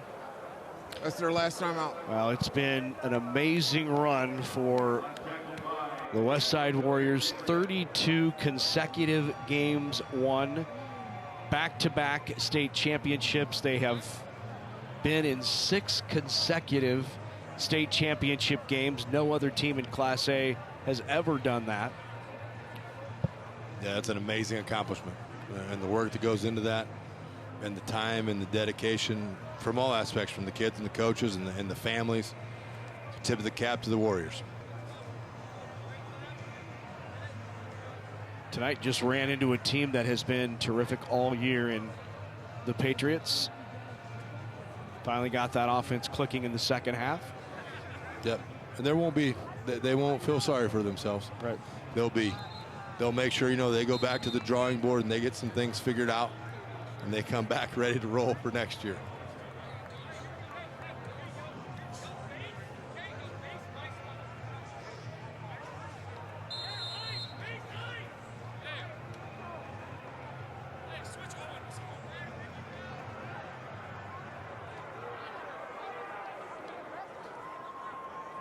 I don't know what South going to go for here on 4th and short. Thought it was 100. Yeah. Tough time. Tough economy. Flag. It's going to be a false start called on the Patriots. Dead ball. False start. Offense, number 56. 5-yard penalty, 4th down. This will make the decision a little bit easier. Yep. Now time to punt. Yep. Now time to punt the football. That's right. There is. I don't care what situation when you're going 4 on 4. There's a second guessing of yourself. False start just says, "Nah, we're punting this thing." Chase Lofton puts it away. Uh-oh. Look out. Yep.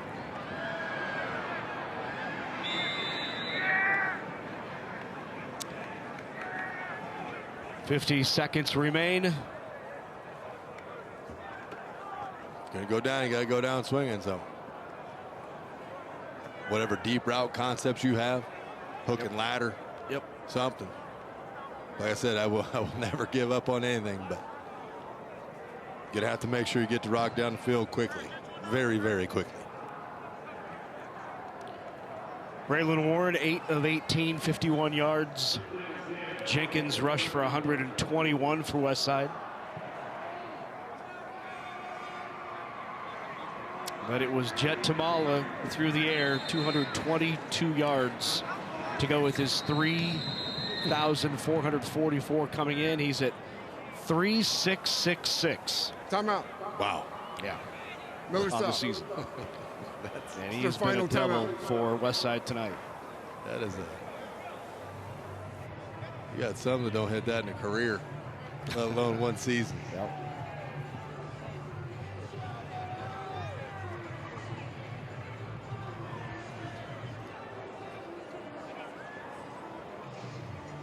What and I know everybody gets fired up with the current state of the way high school football is with the open thing and everybody can go anywhere. Yep. These are the rules that are laid out by the member institutions. Right.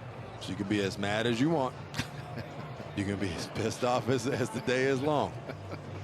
But this is what it is. And these two programs, these two organizations have taken advantage of that. Yep. Westside's in their 6th state championship. Millard South, I'm just going to go on a limb here, is going to go on a little bit of a run of it. So we could see this again. So if you're sick and tired of it, this is the way it's going to be until they change the rules.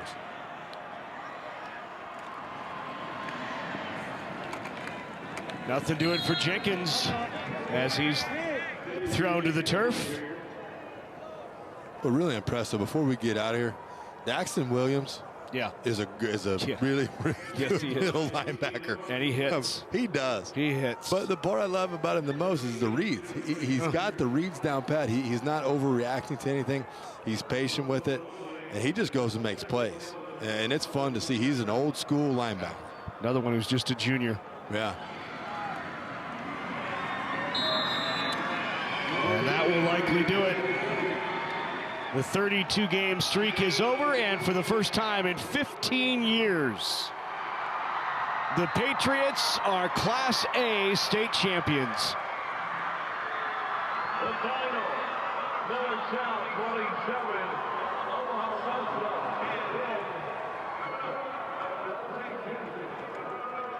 27, Ooh, thwarted a field storming down here in the corner, but congratulations to the Patriots. I have had the opportunity, I've employed quite a few Millard South kids. They're hardworking kids. Good to see that come to benefit them on the field tonight. Congratulations to Coach Wisdom and his staff. That was a good football game. It was defense, it was offense, it was creativity and scheme. Just a fun thing to be a part of. Once again, the final. Patriots win at 27-10. When we come back, we'll hand out medals and trophies to the runners-up and the champs from Millard South. Patriots finish on top. Nebraska Public Media unlocks a decade of exciting local live music performances. Re-experience 33rd Street Sessions. That's why it's really beautiful to see this. It really is a kernel of our lives. 1994, that was a crazy, beautiful year for us.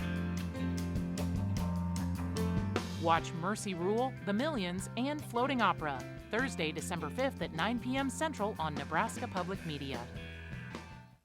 I'm Tiffany Johansson, and I'm a videographer editor here at Nebraska Public Media. I'm a native Nebraskan, and I've always lived in Nebraska. I love to cover the things and the people that make Nebraska great. The best part about working here is that my day is never the same. I could be traveling all the way out to Scottsbluff, or I can be sitting and editing. I'm also a drone videographer. One of my favorite things I've done recently is I got to film Chimney Rock. Thanks for supporting Nebraska Public Media. The Summer is probably the greatest surf film ever made. The most watched documentary of all time. It was completely earth-shattering. The backstory sometimes is more intriguing than the actual story itself. Is Dick Metz. He's the most underrated surf legend. Dick was a leader in the surfing world. His adventures inspired Bruce and they inspired the Endless Summer. I was living a dream. I was living a movie. Thursday night at 9 Central on Nebraska Public Media. Coverage of the 2024 NSAA High School Football Championships on Nebraska Public Media is made possible in part by the Nebraska Soybean Board, Education Quest Foundation, Nebraska Public Power District, Nebraska Kubota Dealers, Aurora Cooperative, and Constellation Energy.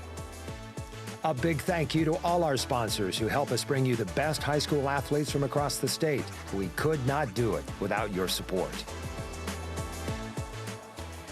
Back here at Memorial Stadium, Class A championship in the books in 2024, and your new champions are from Millard South. The Patriots win it. Time now to hand out medals to the runners-up, the Westside Warriors, and for that, we go to Rich Broderson.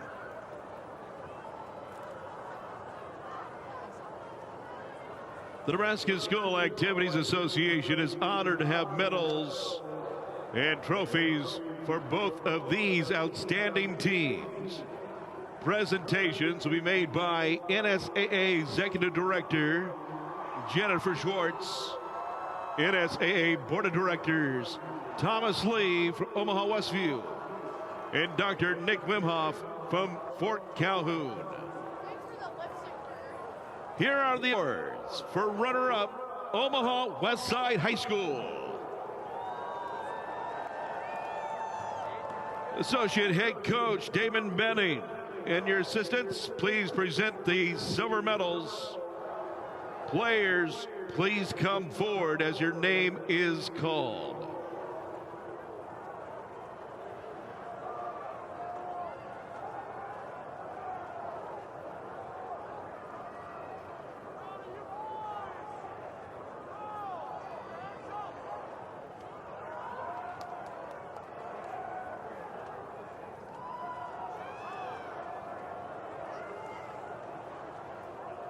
We begin with number 1, Titan Glassman. Number 2, Braylon Warren. Number 3, Eli Johnson.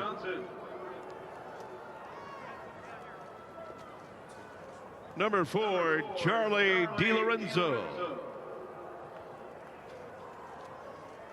Number 5, Finn Christensen. Number 6, Tay Jenkins. Number 7, Ty Sidzik.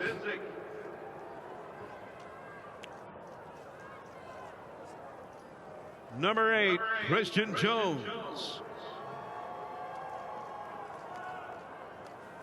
Number 9, Quentin Warren.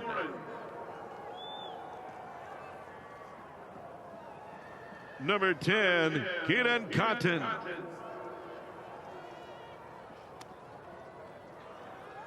Number 11, Reed McIntyre. Number 12, Delonte Dixon. Number 13, Joseph Simon. Number 14, Burke Brown.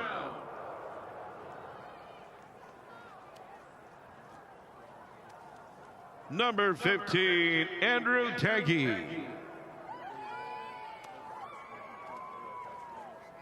Number 16, Mo Purify. Number 17, Hunter Wynn. Number 18, Adrian Gonzalez.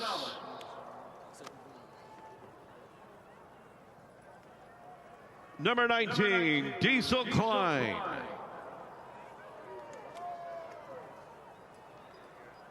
Number 20, Giovanni Vincentini. Number 21, Tristan Collins. Number 22, Luke Starlin.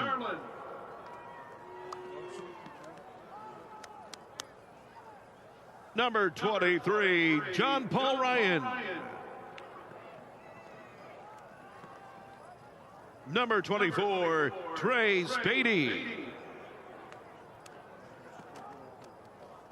Number 25, Devon Navarro.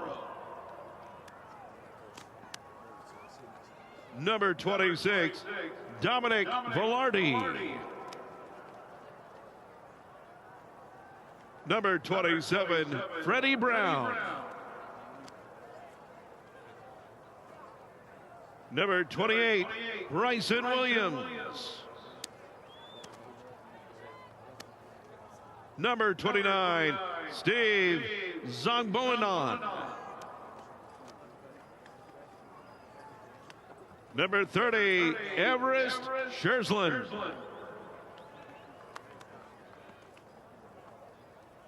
Number 32, Milo Barber.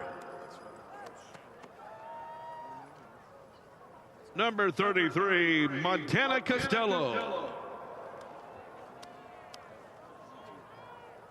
Number 34, Noah Frank.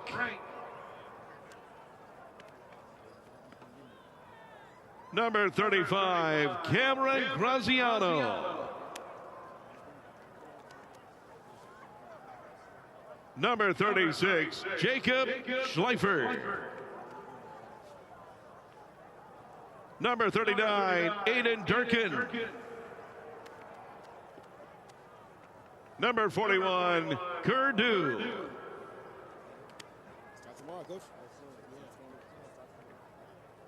Number 42, Gabriel Bartek.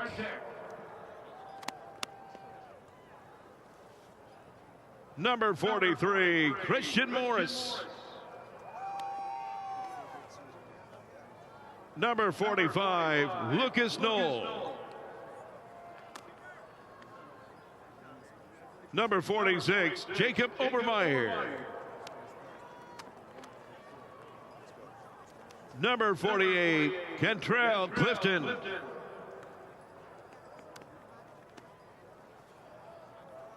Number 47, Jace Bell.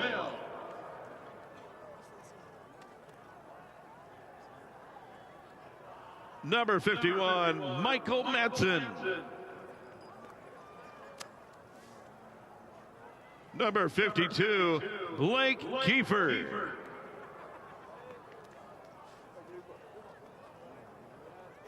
Number 53, Peyton Wayne.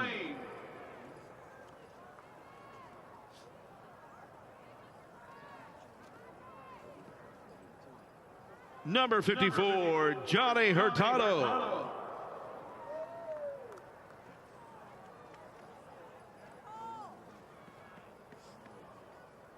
Number 55, Hudson Meade. Number 56, Graham Hoffert.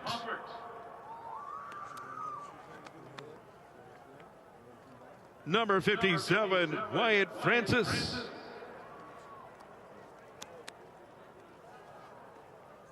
Number 58, Garrett Harvey.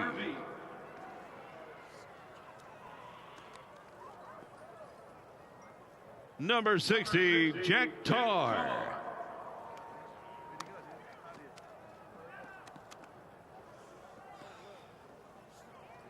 Number 63, Julian Fuller.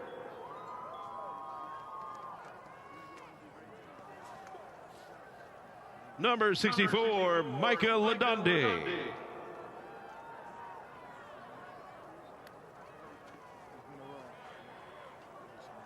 Number 65, Owen James.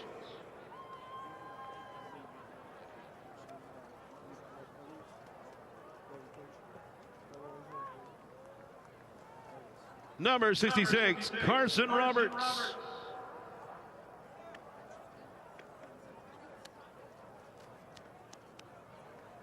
Number 68, Connor Wayne.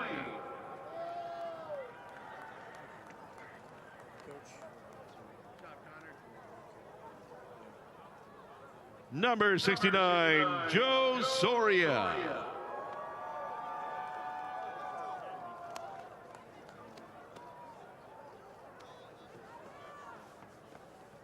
Number 70, Daryl Taylor.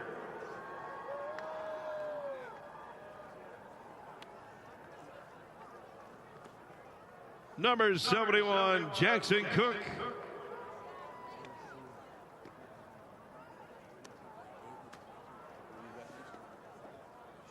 Number 72, Justin Parrish.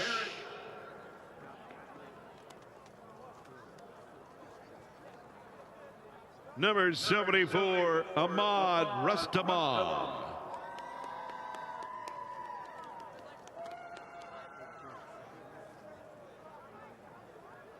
Number 75, Elias Vincent Antillen. Number 76, Jose Arande Cherick.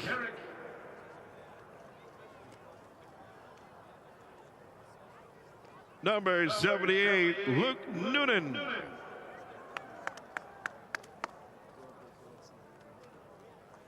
Number 79, Zaire Nahara.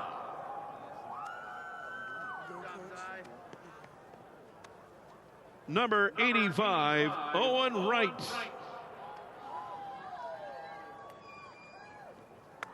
Number 86, Rick Peterson. Number 88, Micah Benning.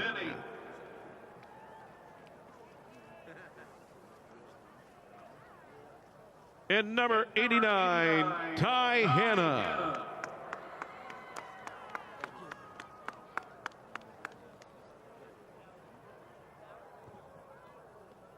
For these outstanding athletes in their school, here is the 2024 NSAA Class A State Football Runner-Up Trophy. Congratulations. One of the best runs we've seen in Class A high school football, right there by the Westside Warriors. It absolutely is. Nothing to hang your heads about. No. You know, you're playing a game. There's competition involved. Very, very used to winning, but unfortunately tonight you came out on the wrong side of it. But nothing to hang your heads about. Played a great game. Played a defensive, just amazing effort defensively, and just wore down at the end. But like I said, nothing to hang your head about. That's a hell of a run, and kudos to the players and the coaches. The runner-up, and they have now been in 6 consecutive state championships, 1, 2, and runner-up now 4 times. Let's go back to Rich Broderson.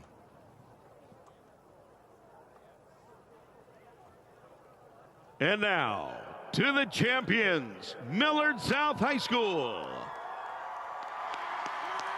Head coach Ty Wisdom and your assistants, please present the gold medals.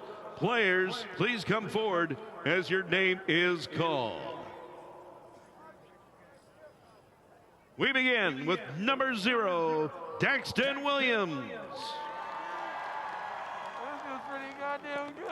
Number 1, Amir Hill.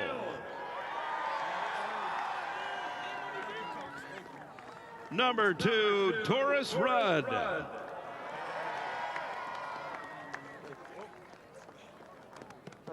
Number 3, Deshaun Prince. Number 4, Jet Tamala. Number 5, Tegan Urban. Number 6, Dylan Cool. Number 7, Dayton Gaius. Number 8, Gabriel Pruka. Number 9, Marion Jackson.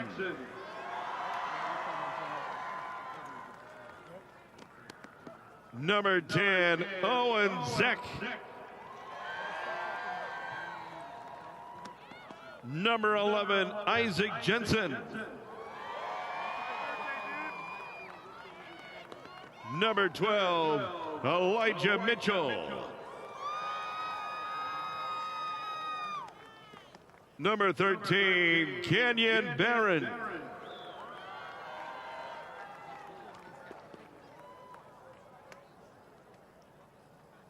Number 14, Gavin Christensen.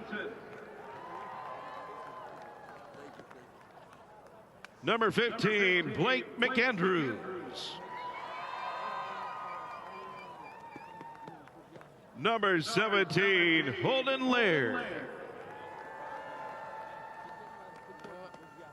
Number 18, Gus Gadsden.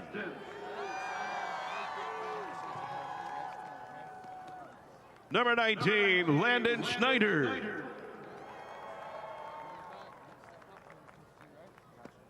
Number 21, Elijah Williams.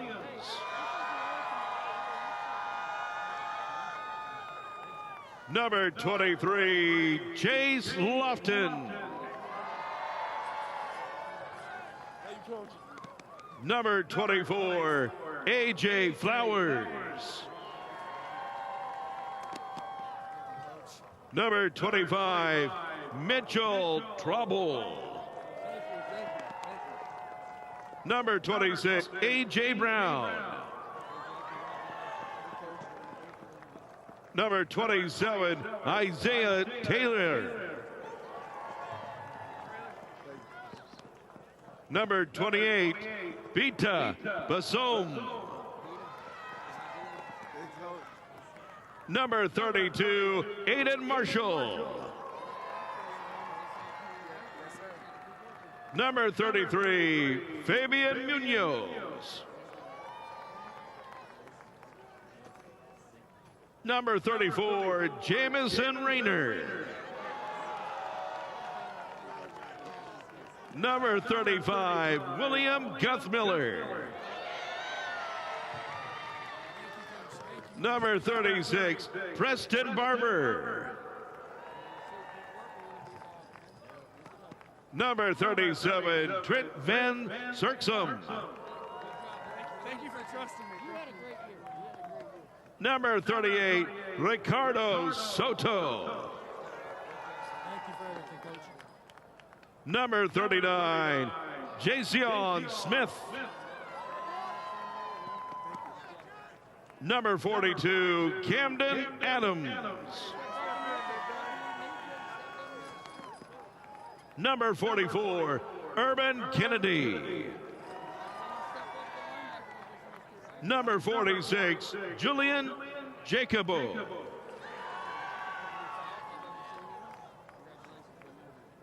Number 48, Fidel Berry. Number 50, Jack Ladd.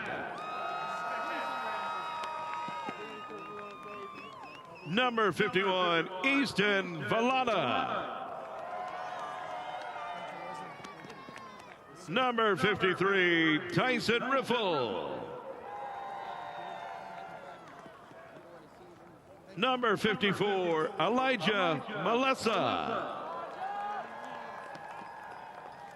Number 55, Carter Clapp. Number 56, Cal Boyer. Number 57, Adam Pugh. Number 58, Mason Greer. Number 59, Hunter Allen. Number 60, Grant Howland. Number 61, Matthew Butts. Number 62, William Wrightmayer. Number 63, Henry Zimba. Number 64, Kendrick Mason. Number 66, Antonio Harris. Number 67, Dylan Flowers. Number 71, Zachary Millard. Number 72, Dakota Boons. Number 73, Carter Markine. Number 74, Landon Von Segern. Number 75, Aiden Souse. Number 76, Stephen Grabowski. Number 78, Benjamin Scroggs. Number 79, Brody Anderson.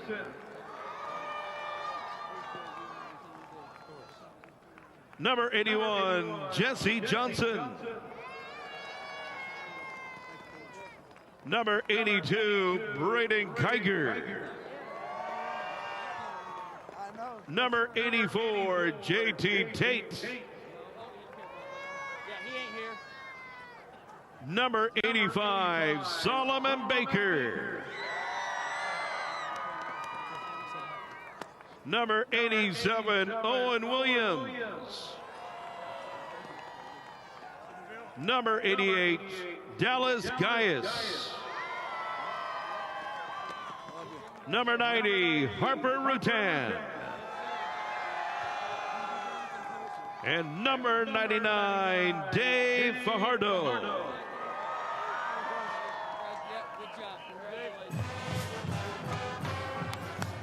Coach Wisdom, we have a special award for you.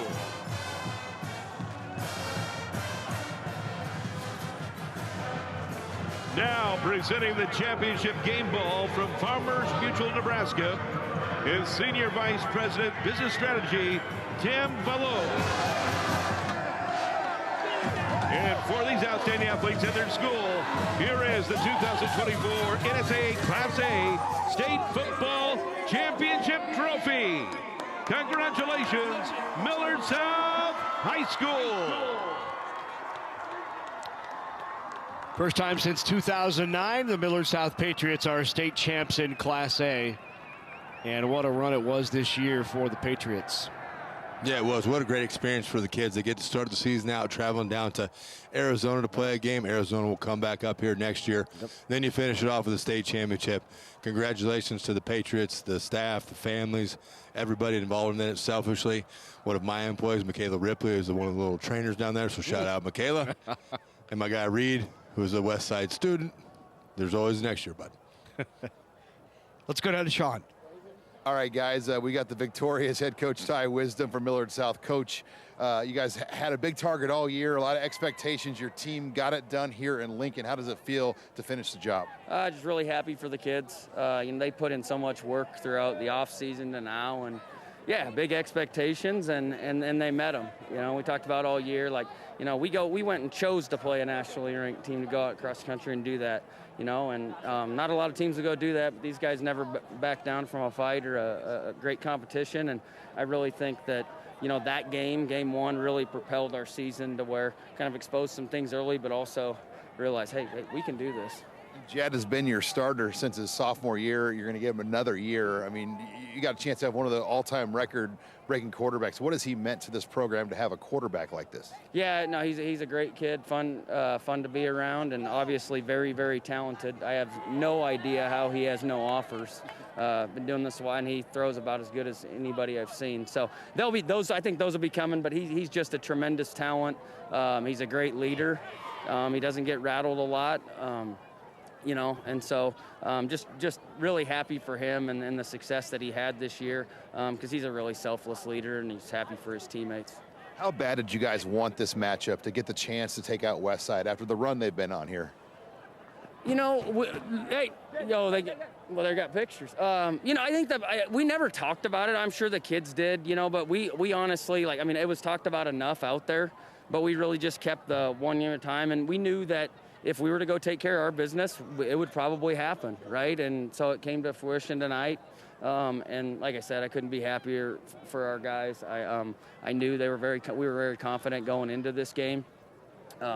Didn't play our best offensively at times, but again, the group it's about finding a way to get it done in the championship game, and they did that. Well, Coach, congratulations. Let's bring in Jed and Amir, your 2-star players tonight.